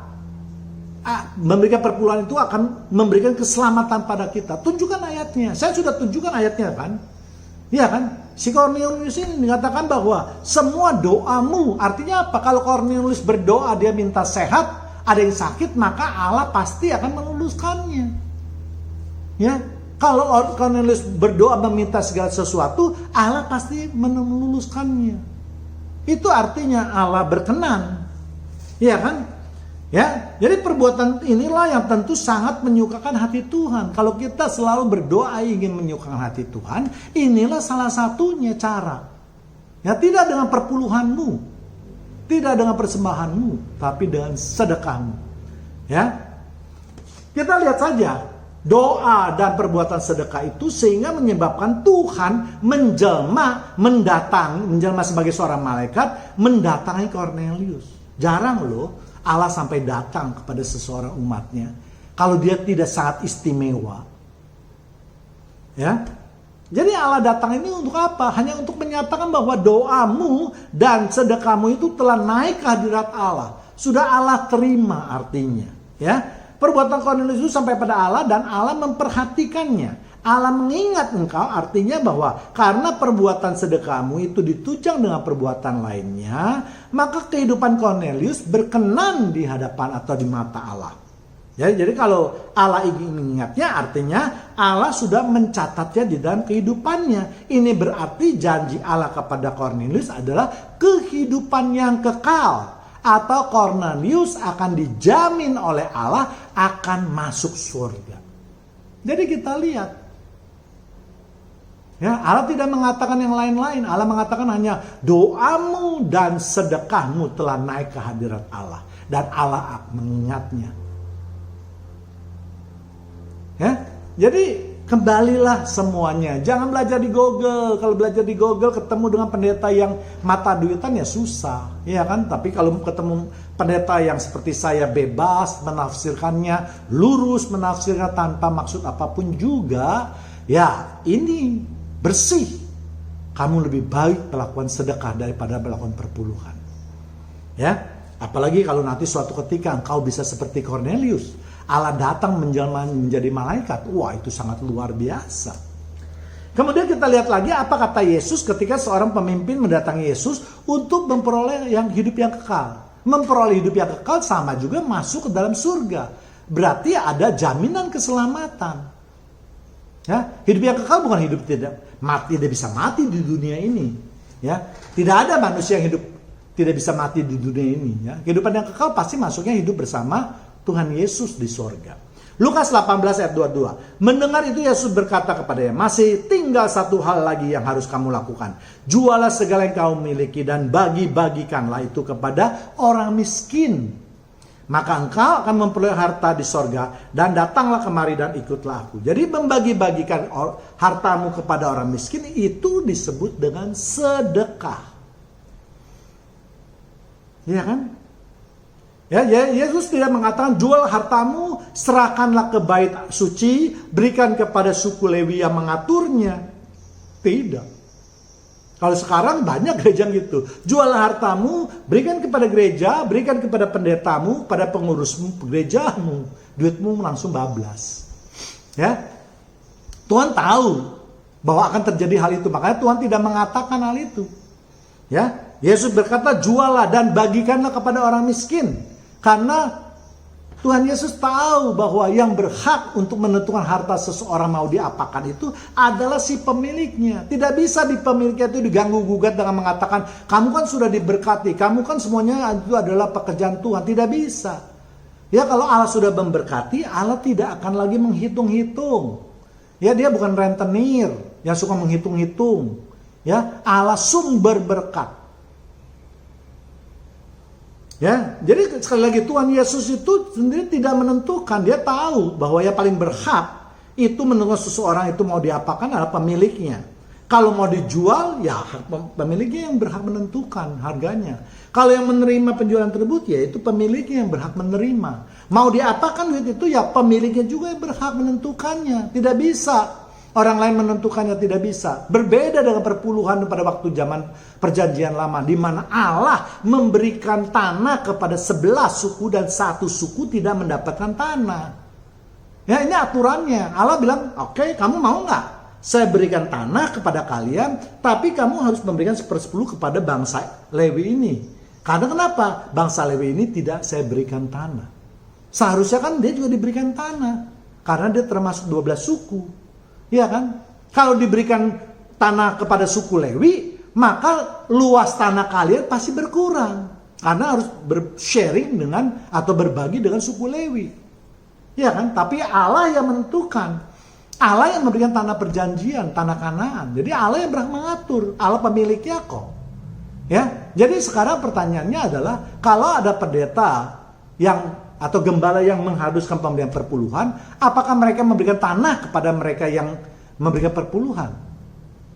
Ya, kalau pendeta tersebut atau gembala tersebut memberikan tanah kepada mereka yang memberikan perpuluhan, ya jelas harus. Karena pendetanya sudah berbuat baik. Ya. Tetapi kalau dia tidak memberikan apapun juga, dia tidak boleh. Tuhan Yesus saja tidak boleh meminta. Ya, kecuali dia preman. Ya kan, meminta dengan paksa. Ya, jelas tidak ada di dalam hukum Allah, hukum Tuhan, tidak ada sesuatu yang dipaksakan. Semuanya itu diserahkan kepada orang. Maaf, ya. Dia boleh memilih. Dia mau memilih A atau B, silakan, sesuai dengan konsekuensinya masing-masing. Ya, jadi sekali lagi, membagi-bagikan uang hasil penjualan tanah tersebut itu dengan kata lain adalah sedekah. Ya, dengan melakukan sedekah, Tuhan Yesus menjanjikan bahwa mereka akan mendapat hartanya di sorga. Ya, sekali lagi Tuhan Yesus tidak memerintahkan juga orang itu supaya memberikan perpuluhan kepada orang-orang Lewi di bait suci atau kepada bait suci. Ya, dengan alasan karena asetmu itu dulu kan kamu beli murah, sekarang kan sudah mahal, berarti kamu sudah mendapatkan. Siapa yang memberikan keuntungan itu kepada kamu? Tuhan Allah kan? Nah, berarti kamu harus memberikan 10%. Tidak, Tuhan Yesus tidak mengatakan hal itu. Jadi janganlah kita menambahi firman Tuhan itu. Firman Tuhan itu murni, ya dan amin. Ya, tidak boleh ditambah atau dikurangi. Ya, jadi Yesus tahu bahwa kalau seseorang itu mendapatkan berkat dari Allah, itu ada sepenuhnya hak mereka, kerja keras mereka. Ya, Tuhan tidak lagi mengutak-utik. Ya, Tuhan bukan rentenir yang tadi saya katakan. Selalu mengatakan, dulu kan saya pernah kasih kamu uang, sekarang bayar dong bunganya. Tidak. Tuhan itu sumber berkat. Nanti kita lihat berapa besar kekayaan yang Allah pernah tolak diberikan oleh Allah. Ya, jadi sekali lagi saya mau katakan, mari kita hargailah orang-orang yang sudah bekerja keras, ya. Ya, mereka bahkan berhak mendapatkan keuntungan. Orang banting tulang, bekerja kepada orang siang dan malam. Terus masa kamu dengan enaknya memalak mereka 10% sih? Ya, tidak boleh. Ya, pekerjaan-pekerjaan yang seperti itu dilakukan, ya. Ya. Jadi kalau ada orang atau ada umat Allah yang mengatakan, atau jemaat Tuhan mengatakan, oh, sebagai bentuk kasih kita kepada Allah, kita harus mengembalikan 10% kepada Allah. Tunjukkan ayatnya, saya. Tunjukkan ayatnya yang mengatakan kita harus mengembalikan kebaikan Allah 10% dalam bentuk perpuluhan. Ya, perkataan itu adalah perkataan daripada pendetamu yang menginginkan uangmu. Tidak ada satu ayat pun yang mengatakan seperti itu. Ya, buat Allah yang adil, mereka sudah membanting tulang, mereka berhak untuk menikmatinya. Jangan diganggu gugat lagi dengan mengatakan itu Allah, ini Allah punya. Ya, kalau kita mau jujur, kita mau benar-benar nggak usah lah terhadap uang yang dicari dengan susah payah lah. Waktu yang Tuhan berikan 24 jam sehari. Waktu gratis loh, benar-benar gratis loh. Kamu tidur pun dikasih waktu. Iya kan? Ya, jangankan kamu hartamu yang kamu peroleh dengan susah payah. Waktumu 24 jam. Kamu berikan 10% buat Allah setiap hari. 2,4 jam. Nah, jawab dulu itu. Jadi jangan sok rohani dengan menerjemahkan pemikir-pemikiran yang justru tidak ada di Alkitab.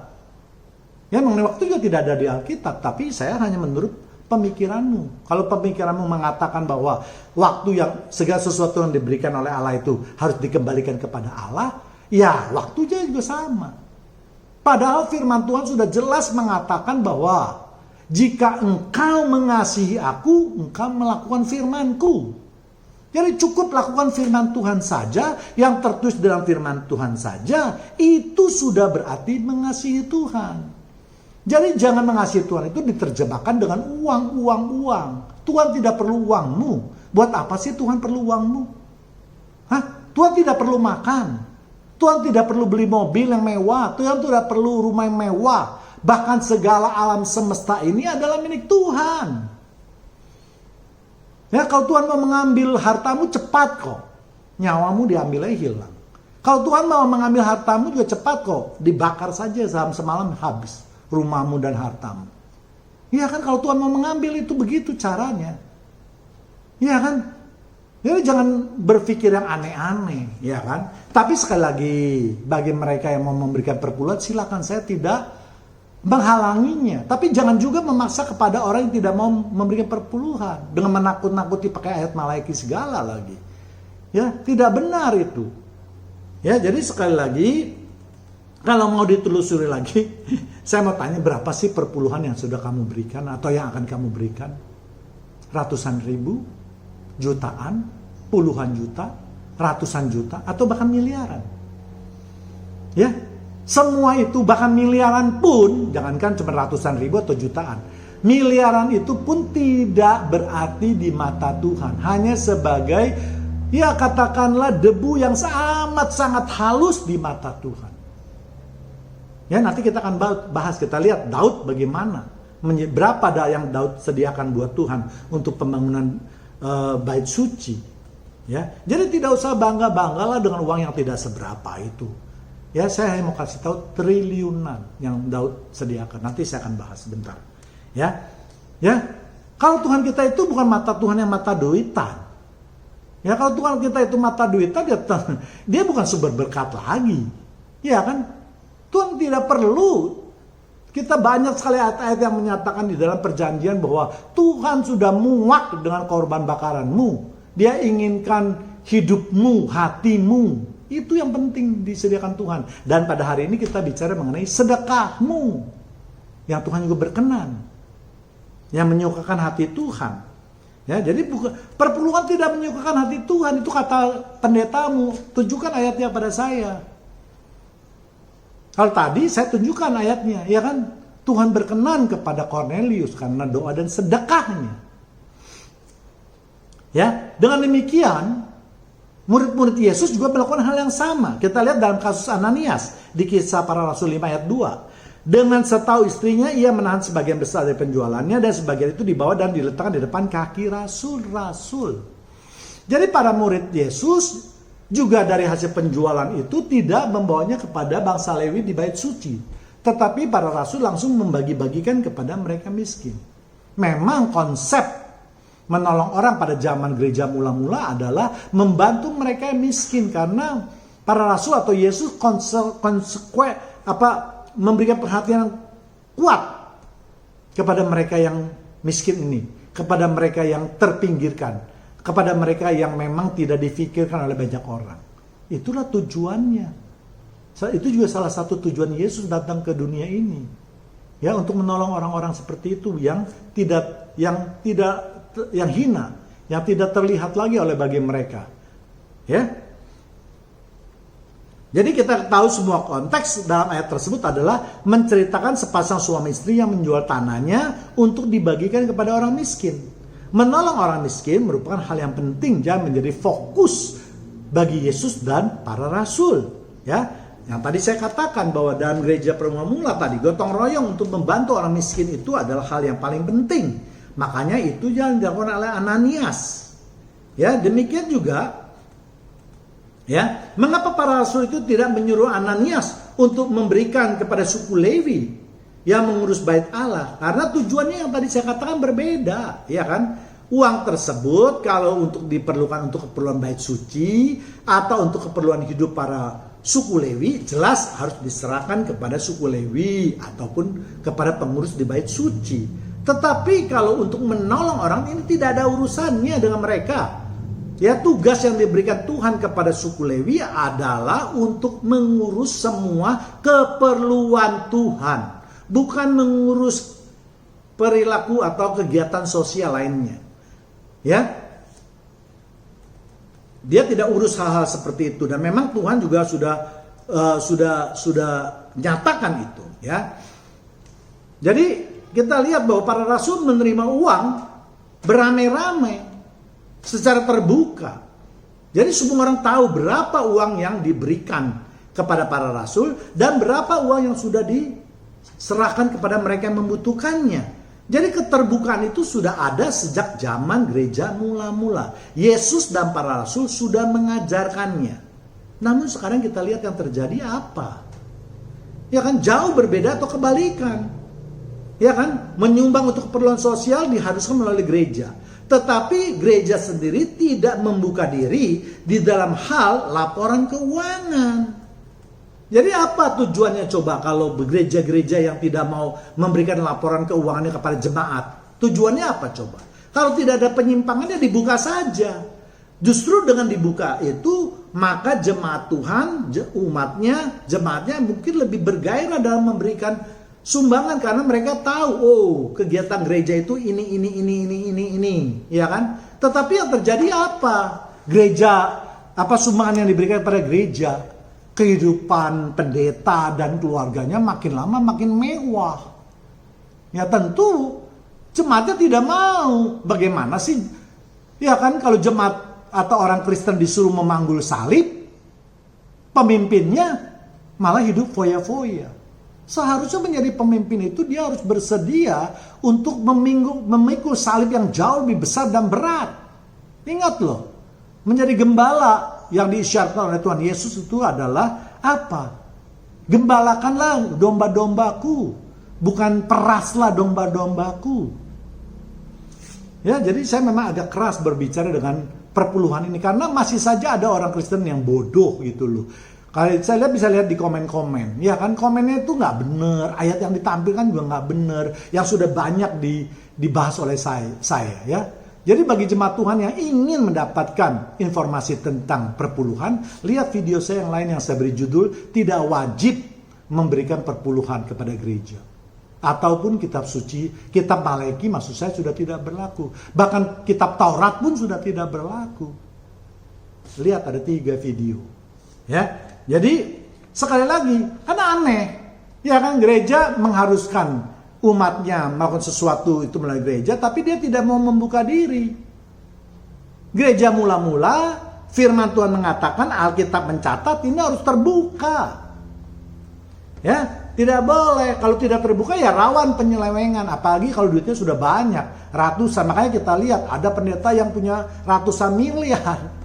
Dan dia tidak menyumbang sama sekali pada orang miskin. Jemaatnya baik yang miskin dia tidak peduli. Apakah itu adalah hamba Tuhan yang baik? Dan masih terus lagi. Ya mengancam-ancam memberikan firman Tuhan, memberitakan firman Tuhan. Dengarnya di YouTube.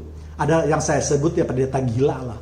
Mengatakan bahwa Yesus yang menyuruh orang tadi menyuruh jual harta asetnya, terus dia memerintahkan aset penjualannya diserahkan kepada gereja. Aduh, benar-benar nggak tahu malu pendeta yang seperti itu ya. Ya jadi saya harus keras loh. Ya jelas ini tidak boleh. Ya memang seharusnya saya juga tidak boleh mengkritik begitu, tapi sudah tidak wajar gitu tuh.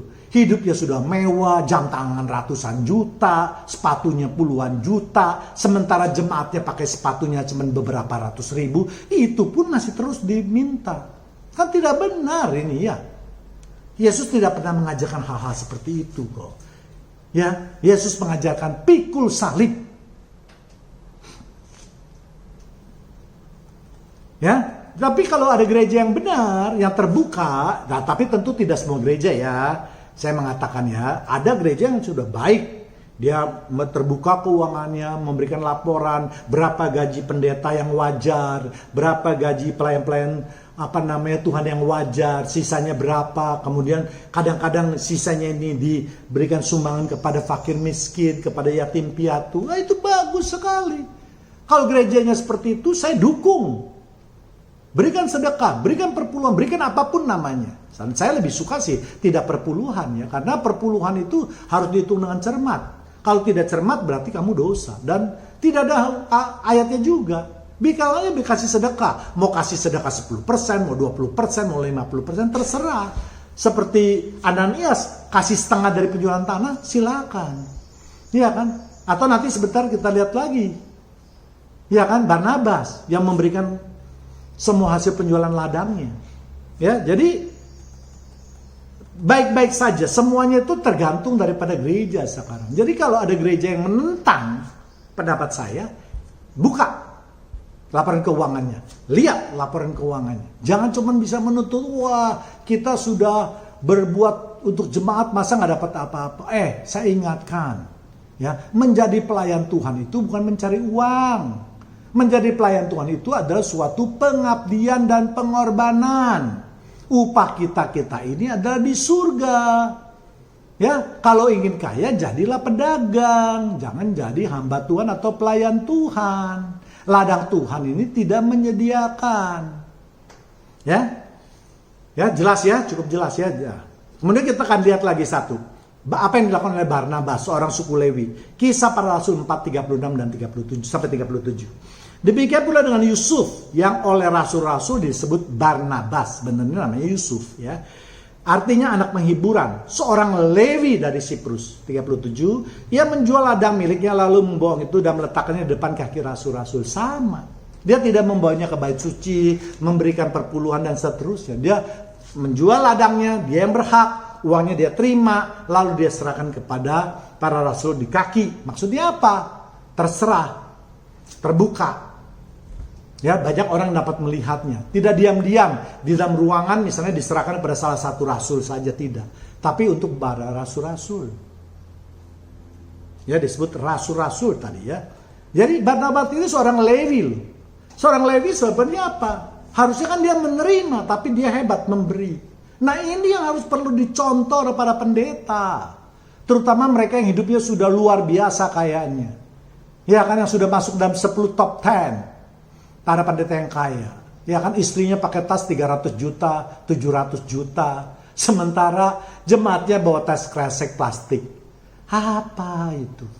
Nggak tahu malu. Ya, berani sekali mempertontonkan kemewahan yang diperoleh daripada ladang Tuhan ini. Ya, kalau kamu berdagang, saya nggak bisa ngomong. Ya, itu pun sebenarnya tidak usah lah. Tidak pantas lah orang Kristen terlalu bermewah-mewah, bermoyang-foya lah. Kalau kamu diberkati Tuhan, hendaknya kamu menjadi sumber berkat lah. Ya kan? Ya, tidak usah sampai pakai tas yang begitu mewah, arloji yang begitu mewah, baju yang jauh lebih mahal. Ya, berpakaian pantas memang sesuai dengan statusmu, oke. Ya, tapi tidak usah juga berlebihan. Ya kan? Memakai berlian katakanlah setengah karat, 1 karat kalau memang punya duit, oke. Tapi sudah kalau memakai 10 karat, 20 karat, 15 karat itu sudah tidak oke lagi. Ya, kecuali kamu juga banyak melakukan sedekah. Sedekahmu beratus-ratus miliar. Nah, itu oke. Berarti kamu memang diberkati Tuhan.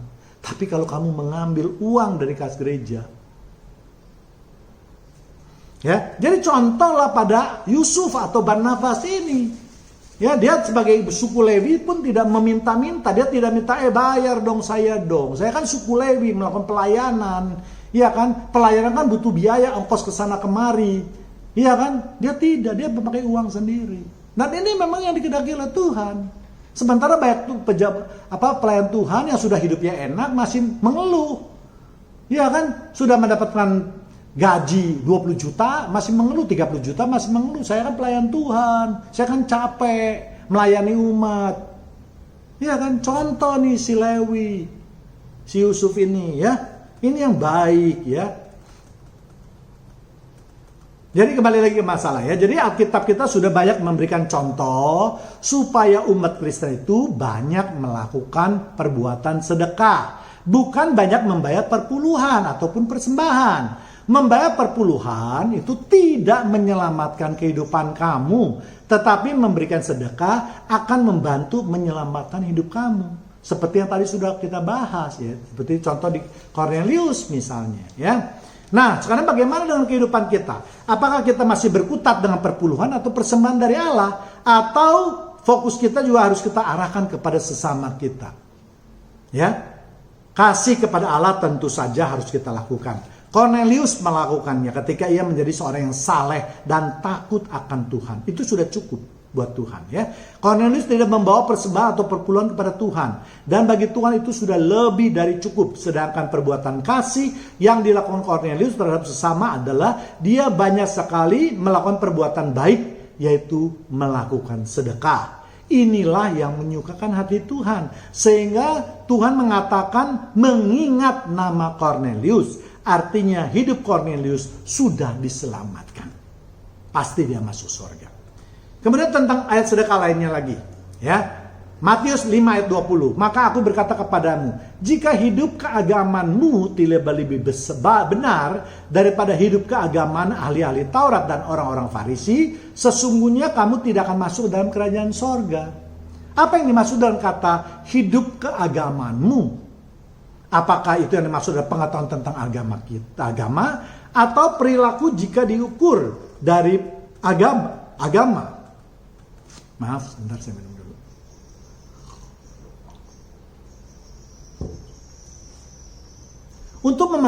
Untuk memahami kata tersebut, maka kita akan melihat atau membandingkan kata tersebut dalam berbagai bahasa. Di dalam bahasa Inggris yaitu King James Version itu ditulis dengan kata righteousness, yang bisa diartikan melakukan hal yang benar. Dalam bahasa Yunani ditulis dengan dikaiosune, dikaiosune yang berarti kebenaran atau sedekah. Dalam bahasa Ibrani ditulis kata sedekah yang berarti sedekah. Atau bisa juga diartikan melakukan perbuatan yang benar. Jadi kita bisa mengambil kesimpulan sekarang di dalam perjanjian baru memang ditulis dalam bahasa Yunani oleh Matius. Tapi Matius ini adalah orang Yahudi. Ya. Tentu Kedua bahasa inilah yang harus kita perhatikan, yaitu bahasa Yunani dan bahasa Yahudi atau Ibrani. Ya, bahkan kalau menurut saya justru bahasa Ibrani inilah yang harus mendapatkan tempat yang pertama, karena Matius kan orang yang menulis kitab tersebut. Ya, dia yang tahu mau kemana arahnya ini. Maksud Yesus ketika mengatakan mengenai keagamanmu, perilaku keagamanmu. Ya, jadi Matius tentu lebih paham, lebih kental di dalam mengenal akan hukum Tuhan. Ya, jadi sekali lagi, ya ini berdasarkan kata, berdasarkan penulisannya. Ya, orang Yahudi sudah ribuan tahun mengenal akan hukum Tuhan dan segala aturannya, sehingga mereka mengenal hukum Tuhan, baik yang tertulis maupun yang tidak tertulis. Matius sengaja menulis dengan kata ut sedekah, itu tentu mempunyai arti yang dia mempunyai maksud untuk menitik beratkan pada arti sedekah. Walaupun ut sedekah itu banyak artinya, tapi dia lebih menitik beratkan pada sedekahnya. Kata ut sedekah berasal dari kata sadah, yang berarti kebenaran atau keadilan atau melakukan sesuatu yang benar.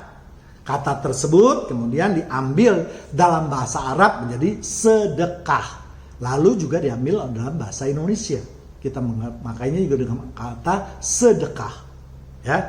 Jadi konteks Yesus dalam ayat tersebut tentu bukan mengatakan bahwa pengetahuan agamamu itu yang hebat, tetapi Yesus lebih menekankan tentang pemberian sedekahmu.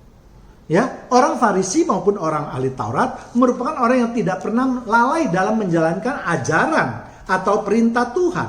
Mereka membayar perpuluhan dengan tepat. Mereka menjalankan perintah Tuhan dengan baik, namun mereka lupa esensi hukum dari hukum-hukum Tuhan. Jadi mereka sebenarnya adalah, ya boleh saya katakan, robot-robot yang telah diprogram di dalam menjalankan perintah Tuhan, tanpa hati atau perasaan sama sekali. Sedangkan itu kebalikan dari yang Yesus inginkan. Yesus menginginkan hal yang sebaliknya. Ya, yaitu lebih mengutamakan hati dan perasaan di dalam menjalankan firman Tuhan. Untuk itulah makanya Yesus juga mengubah beberapa ketentuan daripada hari Sabat.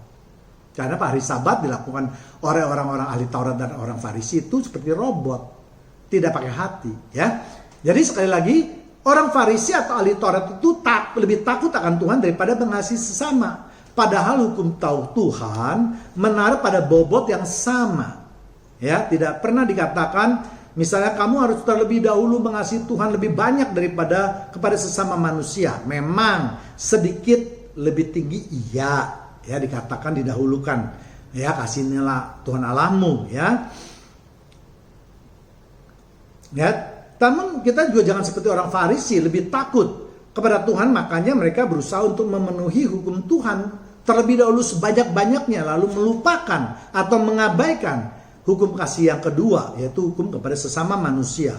Ya, ini juga yang saya katakan tadi, banyak terjadi pada orang Kristen yang mau memberikan persembahan perpuluhan kepada Tuhan. Saya tidak yakin tuh mereka tuh memberikan dengan ikhlas. Saya yakin pasti mereka mengharapkan balasan dari Tuhan. Mereka mengharapkan diberkati oleh Tuhan. Saya yakin itu. Ya, sedikit banyak di dalam hatinya pasti ada. Ya, jadi sekali lagi begitu banyak ayat yang saya kupas tentang sedekah ini, ya. Jadi orang Farisi maupun ahli Taurat itu jarang memberikan sedekah, karena pemberian sedekah itu tidak diatur dengan jelas atau dengan ketat berapa yang harus dikasih oleh hukum Taurat. Ya, untuk itulah makanya Yesus mengatakan kepada murid-muridnya, ya, kita juga muridnya, ya, kalau kalian kalah dalam memberikan sedekah kepada sesama seperti orang Farisi, maka kita tidak akan mendapatkan kerajaan di tempat kerajaan Allah. Ya. Jadi kita harus lebih baik di dalam hal memberikan sedekah bila dibandingkan dengan ahli Farisi maupun orang ahli-ahli Taurat tadi. Ya, suatu pernyataan yang tegas dan harus menjadi bahan perenungan kita bersama. Ya, jadi Yesus sendiri ketika memulai pelayanannya juga memberikan perhatian yang besar kepada mereka yang miskin. Kita masih ingat khotbah Yesus di bukit yang dapat kita baca di Matius 5 ayat 3. Berbahagialah orang yang miskin di hadapan Allah, karena mereka lah yang mempunyai kerajaan sorga. Lukas 6 ayat 2. Lalu Yesus memandang murid-muridnya dan berkata, berbahagialah, hai kamu yang miskin, karena kamulah yang mempunyai kerajaan sorga. Jadi Tuhan tidak pernah mengatakan, hai engkau yang kaya, yang memberikan perpuluhan, engkaulah yang masuk surga. Tidak, justru pada mereka yang miskin.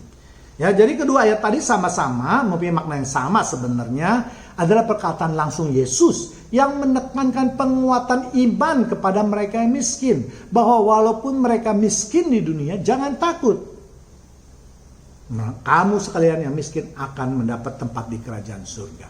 Itu sesungguhnya pesan yang dikatakan oleh Yesus. Mereka yang akan pasti masuk dalam kerajaan surga. Jadi Yesus sangat memperhatikan kehidupan orang miskin. Maka Yesus menjanjikan kebahagiaan di alam kekal. Untuk itu Yesus mengatakan, kamu tidak usah sedih yang miskin.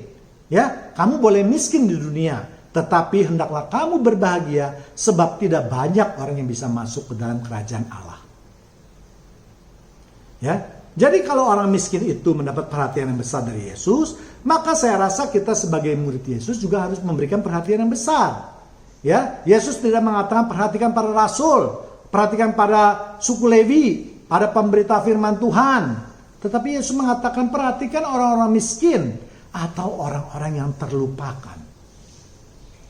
Matius 25 ayat 42-43. Sebab ketika aku lapar, kamu tidak memberi aku makan. Ketika aku haus, kamu tidak memberi aku minum. Ketika aku seorang asing, kamu tidak memberi aku tumpangan. Ketika aku telanjang, kamu tidak memberi aku pakaian. Ketika aku sakit dalam penjara, kamu tidak melawat aku. Ya, ini suatu kritik yang dilontarkan oleh Yesus kepada murid-muridnya atau kepada orang-orang sekeliling dia yang tidak memperhatikan orang-orang yang menderita. Maka Yesus mengatakan, kalau kalian mengabaikan mereka, berarti kalian mengabaikan saya. Sebaliknya kalau kalian memperhatikan mereka, berarti kalian juga memperhatikan saya. Itu pesan yang sangat jelas dari Tuhan Yesus. Ya, jadi mari kita perhatikan mereka-mereka yang terhina ini, yang diabaikan ini, bukan memberikan perpuluhan kepada pendetamu yang apalagi yang sudah kaya. Ya.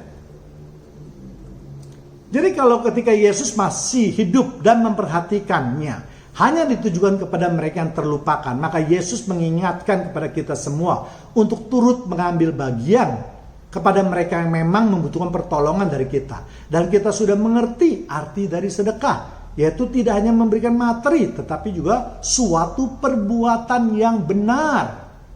Ya, dengan memperhatikan kebutuhan orang-orang yang hampir terlupakan, maka itu jelas adalah suatu perbuatan yang benar. Dan inilah yang dikehendaki oleh Yesus. Kita jangan menunda perbuatan yang baik, karena itu adalah dosa. Dan itu dapat kita lihat di Yakobus 4 ayat 17. Jadi jika seorang tahu bagaimana ia harus berbuat baik, tetapi ia tidak melakukannya, ia berdosa. Jadi mari jemaat Tuhan yang terkasih, kalau kita tahu bahwa perbuatan inilah yang menyukakan hati Tuhan, seharusnya perbuatan inilah yang terus kita perbanyak. Jangan lagi terus mengandalkan pemikiran manusia tentang perbuatan baik yang diartikan memberikan persembahan atau perpuluhan kepada Tuhan. Tuhan sudah jelas menolaknya. Markus 12 ayat 33. Memang mengasihi dia dengan segenap hati dan dengan segenap pengertian dan dengan segenap kekuatan dan juga mengasihi sesama manusia seperti diri sendiri adalah jauh lebih utama daripada semua korban bakaran dan korban sembelihan. Jadi saya aneh gitu loh. Kalau di dalam Markus tadi, di dalam kitab perjanjian baru sudah dinyatakan oleh firman Tuhan. Tuhan sendiri sudah berkata bahwa mengasihi sesama itu jauh lebih utama daripada kamu membawa korban bakaran ataupun korban sembelihan. Tetapi banyak orang-orang yang masih tetap bodoh. Yang menurut saya sudah diajarkan, sudah dibikinin videonya masih tetap kekeh. Masih tetap komen yang negatif, masih tetap komen memberikan ayat-ayat yang sudah saya bantah semuanya. Ya, atau Ibrani 10 ayat 6, kepada korban bakaran dan korban penghapusan dosa, engkau tidak berkenan. Tuhan sudah tidak berkenan. Berapa miliar pun yang kamu persembahkan sebagai perpuluhanmu, sebagai korban bakaranmu, Tuhan tidak berkenan. Ya, jadi jangan lagi mengartikan ayat-ayat di dalam Alkitab yang tidak ada ayatnya, yang berasal pemikiran pendetamu. Ya, tunjukkan ayatnya kalau ada ya. Tuh, jadi sekali lagi Tuhan sudah katakan bahwa Tuhan sudah tidak berkenan dengan korban bakaran. Tuhan sudah tidak butuh lagi korban bakaran itu. Janganlah manusia menjadi merasa bangga kalau sudah membawa korban bakaran bagi Tuhan. Sesungguhnya semua yang ada di bumi ini adalah milik Tuhan. Jadi Tuhan tidak perlu lagi hal-hal yang bersifat keduniawian. Tuhan perlu duit. Aduh, memang Tuhan itu hidup di dunia. Kita tahu Tuhan itu kan roh. Iya kan? Tuhan sumber dari segala-galanya. Tuhan pemilik alam semesta ini. Ya, jadi salah besar kalau kamu menganggap memberikan perpuluhan itu menyenangkan hati Tuhan, itu salah besar. Ya, Tuhan tahu kok. 2000 tahun yang lalu Tuhan sudah tahu.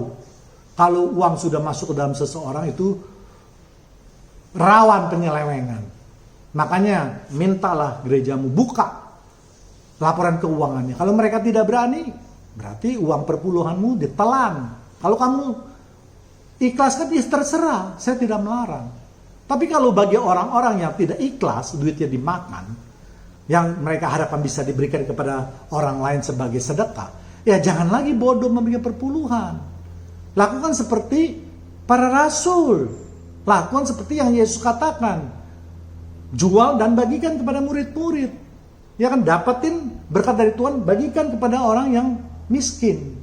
Orang yang tidak terpelihara, orang yang dihina, orang yang telah dipinggirkan. Itu yang perlu kita tolong. Ya kan?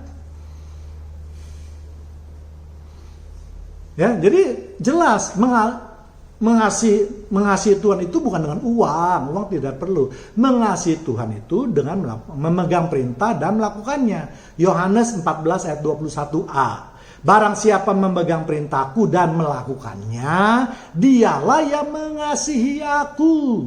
Tuhan tidak pernah bilang memberikan persembahan. Lakukan kamu sesama. Mengasihi sesamamu tadi sudah dikatakan. Jadi memang kalau belajar Alkitab jangan cuma 1-2 ayat.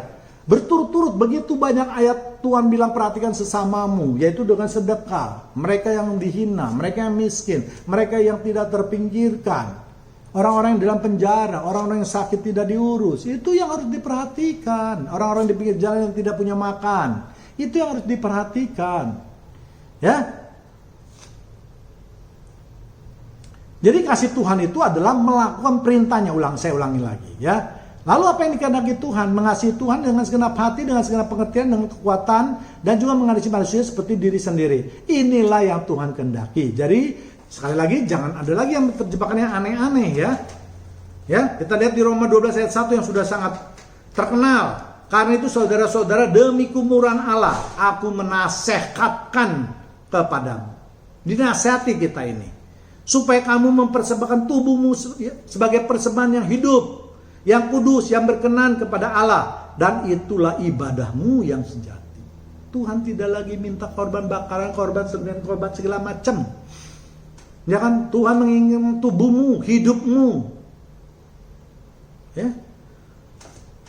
Ya, itu yang harus kita berikan kepada Tuhan. Jangan terus seperti orang Farisi, tetapi berubahlah sesuai dengan ajaran Yesus, yaitu melakukan banyak kasih, melakukan banyak sedekah, ya. Dengan baik melakukan kasih, maka itu berguna bagi di hari penghakiman. Tadi walaupun sudah dijadikan kepada Kornelius, ini ada lagi ayat yang menguatkan.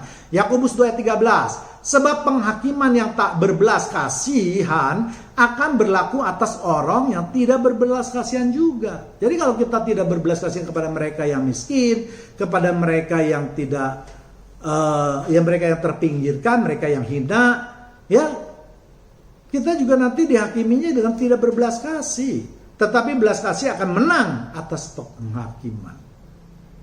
Apa artinya? Berbelas kasih akan menang penghakiman. Artinya karena perbuatan kita yang baik dan banyak itu loh, mungkin penghakiman atau penghukuman itu bisa dihapuskan. Makanya tadi disebut kasih banyak menghapuskan perbuatan dosa. Ya, jadi kalau ingin masuk surga bukan melakukan perpuluhan, ya, tapi melakukan hal-hal kebaikan yang diingatkan oleh Tuhan, yaitu kepada mereka yang terpinggirkan, kepada mereka yang miskin, dan seterusnya. Ya, tadi sudah berulang-ulang saya katakan. Ya, Pertanyaan lainnya, mengapa kita harus bermurah hati kepada yang miskin? Jawabannya adalah karena ini merupakan perintah Allah yang seperti baik dinyatakan di dalam pernyataan oleh Yesus. Minimal ada 4 hal. Yang pertama yaitu karena kita adalah anak-anak Allah, tentunya kita harus menyerupai Allah. Kita adalah gambar Allah, ya kan? Lukas 6:36. Hendaklah kamu bermurah hati sama seperti Bapakmu adalah murah hati. Jadi ketika kita bermurah hati itu adalah perintah. Contohnya seperti Bapak kita yang ada di surga. Ya kan? Yang sudah memberikan kehidupan kita, yang sudah memberkati kita, yang memberikan kasih, yang memberikan pengampunan dan seterusnya.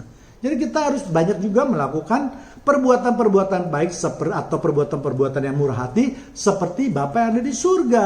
Kemudian kedua, kita melakukan untuk Tuhan. Matius 25 ayat 40. Dan raja itu akan menjawab mereka, aku berkata kepadamu, sesungguhnya segala sesuatu yang kamu lakukan adalah untuk salah seorang dari saudaraku yang paling hina ini. Kamu telah melakukannya untuk aku. Sama juga seperti yang Yesus katakan. Jadi orang miskin adalah orang hina, ya kan? Dan firman Tuhan mengatakan, maupun Yesus mengatakan bahwa apabila engkau melakukan sesuatu kepada mereka yang hina, berarti mereka itu melakukan sesuatu kepadaku. Kalau mereka lupa, ya berarti mereka lupa kepada Bapa dan kepada Yesus. Mudah, ya kan? Kemudian mempermuliakan nama Tuhan. Matius 5:16. Demikianlah hendaknya terangmu bercahaya di depan orang, supaya mereka melihat perbuatanmu yang baik dan memuliakan Bapakmu yang ada di sorga. Jadi firman Tuhan mengatakan kita hendaknya harus menjadi terang. Artinya apa? Kita harus menjadi sesuatu yang istimewa di dalam lingkungan kita. Kita harus berbuat baik di antara mereka yang jahat. Kita harus mau peduli di antara mereka yang tidak peduli. Dan seterusnya. Dengan perbuatan-perbuatan itu, maka kita telah mempermuliakan nama Tuhan. Keempat, Allah tidak akan tinggal di dalam orang yang tidak memberi. 1 Yohanes 3 ayat 17. Barang siapa mempunyai harta duniawi dan melihat saudaranya menderita kekurangan, tetapi menutup pintu hatinya terhadap saudaranya itu, bagaimanakah kasih Allah dapat tetap ada di dalam dirinya? Jadi bagi kalian yang kaya, jangan perpuluhan-perpuluhan. Tolong dulu saudaramu itu yang miskin, yang butuh bantuanmu. Itu sama seperti sudah menjalankan perintah Tuhan. Ya, bahkan lebih bagus daripada kamu memberi perpuluhan. Ya, ini firman Tuhan semua yang mengatakannya loh. Kita berulang-ulang kita baca sengaja. Supaya apa? Supaya menonton video ini jangan lagi mengadakan komen yang abal-abal gitu loh. Maaf. Ya, Tuhan mengatakan bahwa kalau kita tidak mempunyai kasih, maka Tuhan tidak akan tinggal di dalam diri kita. Ya, kita selalu mengatakan kita tinggal di dalam Yesus, Yesus di dalam kita. Ya kan? Nah, kalau kita tidak berbuat kasih, firman Tuhan mengatakan atau Tuhan mengatakan, kalau kita tidak berbuat kasih, maka Tuhan tidak akan tinggal di dalam kita. Kalau Tuhan tidak tinggal di dalam kita, wah itu sangat bahaya. Ya, kita tidak mendapat perlindungan dari Tuhan, kita tidak mendapat keselamatan dari Tuhan, kita tidak mendapat kehidupan dari Tuhan, kita tidak mendapat berkat dari Tuhan dan seterusnya. Ya, orang yang sangat-sangat menderita kalau sampai ditinggal oleh Tuhan. Ya.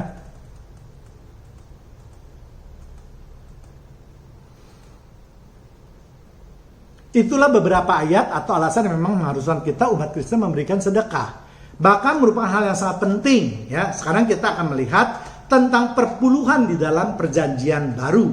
Ya, ternyata di dalam perjanjian baru kalau kita cari hanya ada satu kali saja disinggung oleh Yesus dan itu pun bukan merupakan perintah. Yaitu di Matius 23 ayat 23. Celakalah kamu hai orang-orang ahli Taurat dan orang Farisi, hai kamu orang-orang munafik, sebab persepuluhan dari selasi, adas manis dan jintan kamu bayar, tetapi yang terpenting dari hukum Taurat kamu abaikan, yaitu keadilan dan belas kasihan dan kesetiaan. Yang satu harus dilakukan dan yang lain jangan diabaikan. Jadi firman Tuhan ini jelas tidak memerintahkan umatnya untuk memberikan perpuluhan. Konteks ayat ini adalah Yesus mengkritik orang-orang Farisi yang dinilainya kurang berbelas kasih kepada sesamanya. Bahkan terhadap orang tua mereka pun mereka tidak peduli. Padahal itu harus dilakukan. Karena itu juga adalah hukum Taurat. Ya, jadi intinya Yesus berbicara tentang kasih. Yesus mengatakan kalau untuk perpuluhan orang Farisi itu dapat menghitungnya sampai detail. Segala macam penghasilan yang mereka terima dari tanah, ya mereka berikan perpuluhannya kepada bangsa Lewi yang menjabat sebagai imam. Namun untuk sesama manusia mereka mengabaikannya. Karena mereka mengatakan uangnya sudah habis untuk bayar perpuluhan dan persembahan. Untuk biaya orang tua sudah tidak ada lagi. Ya. Jadi mereka hanya memelihara apa yang nampak di luar saja, tetapi mereka sama sekali melupakan isinya.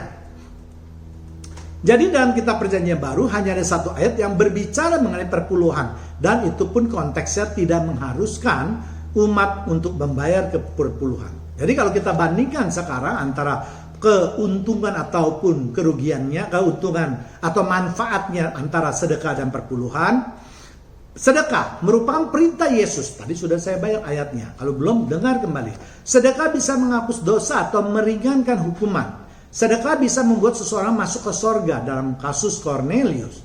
Sedekah mempermuliakan nama Bapa. Tadi sudah saya keluarkan ayatnya. Sedekah memperlihatkan kita ada anak-anak Allah. Kita disebut dengan anak-anak Allah. Kalau kita tidak mau disebut dengan anak-anak setan atau iblis.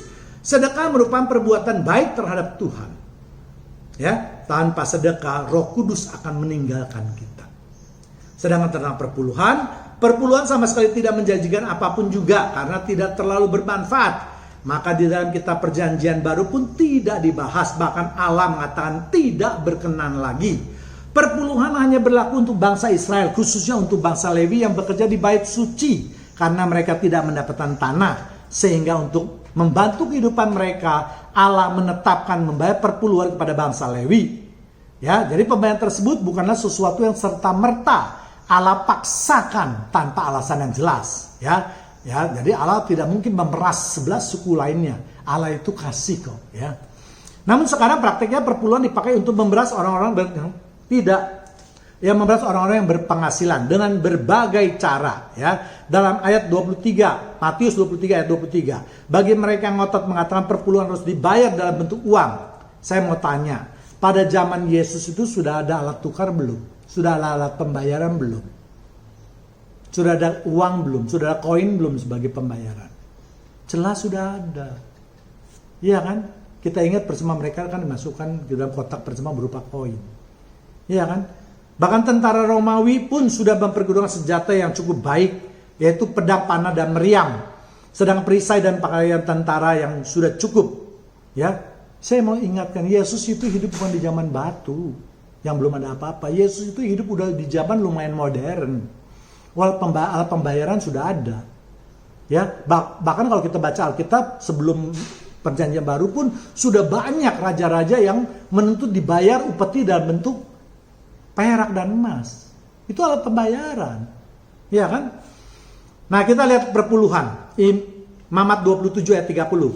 Demikian juga segala persembahan perpuluhan dari tanah, baik dari hasil benih di tanah maupun dari buah pohon-pohonan adalah milik Tuhan. Karena apa? Tanahnya milik Tuhan tadi. Diberikan kepada 11 suku Israel. Itulah persembahan kudus bagi Tuhan. Jadi boleh dong kalau Tuhan memberikan, Tuhan mengambil. Tadi sudah saya jelaskan. Ya, jadi kalau kalian pendeta-pendeta atau siapapun yang tidak memberikan tanah kepada seseorang, kalian tidak berhak untuk memeras mereka membayar sepersepuluhan. Tapi sekali lagi ya, kalau mereka mau bayar silakan. Saya tidak memaksa ya, tapi juga jangan dipaksa atau bahkan ditekan-tekan, ditakut-takuti dengan firman Tuhan. Jadi kalau pada masa itu orang-orang Farisi dan ahli Taurat membayar dengan selasi, adas jinten, adas manis jinten, semua itu adalah hasil yang mereka peroleh dari tanah. Dan mereka tidak membayar dengan uang ataupun uang perak, uang koin. Mengapa mereka demikian repot mau membayar hasil tanahnya?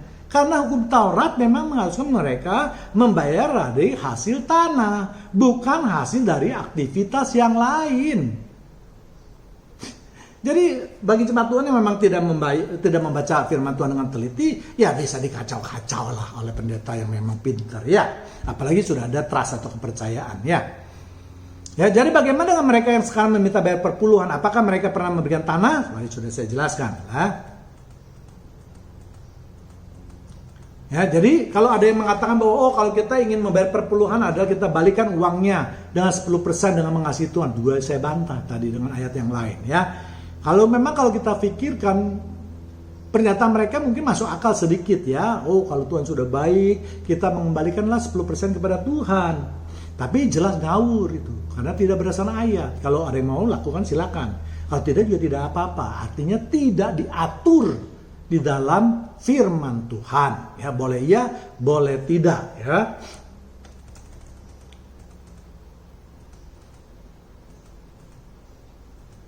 Ya, kembali lagi kepada perpuluhan tadi yang akan saya bahas sekarang, ya. Ya, jadi kalau ada orang yang tetap kekeh mengatakan, wah perpuluhan itu hebat loh, hasilnya apa? Aduh, itu benar-benar. Saya mau tanya kembali lagi, berapa sih perpuluhan yang telah kalian bayar atau kalian mau bayar? Ratusan ribu? Jutaan? Puluhan juta? Ratusan juta? Semiliar? 10 miliar? Udah tidak mungkin. Ya kan? Kalau kamu bayar perpuluhan setiap bulan 10 miliar, gereja kamu itu sudah luar biasa hebatnya. Bagaikan istana. Atau kalau tidak dipakai pun, dipakai oleh hamba Tuhan itu, hidup hamba Tuhan itu sudah luar biasa. Ya, memang penghasilan hamba Tuhan bisa miliaran. Tapi kalau kamu bayar miliaran, itu bisa berarti ratusan miliar penghasilan mereka. Dan kamu kalah penghasilan daripada gembala atau pendetamu.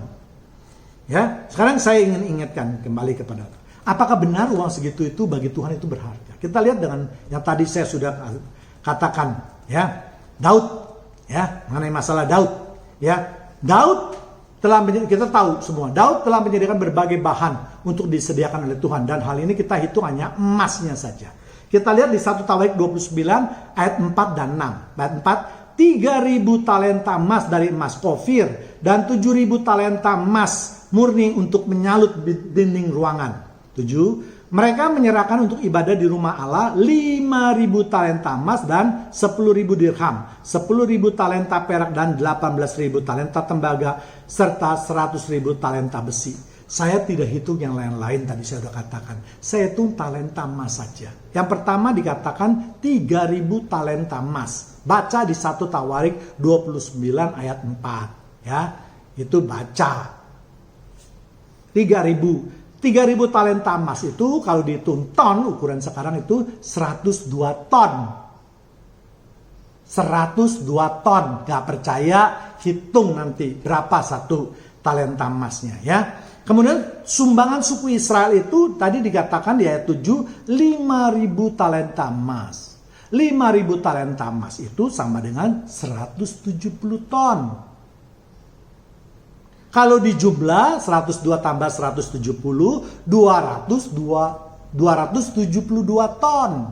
Bukan kintal, 272 ton. Kalau harga emas katakanlah sekarang mendekati 1 juta, anggap 1 juta biar gampang hitungnya, maka 1 kilo itu harganya 1 miliar. 1 ton harganya 1 triliun. 1 ton harganya 1 triliun. 272 ton harganya 272 triliun. Itu baru emasnya saja, belum yang lain-lain.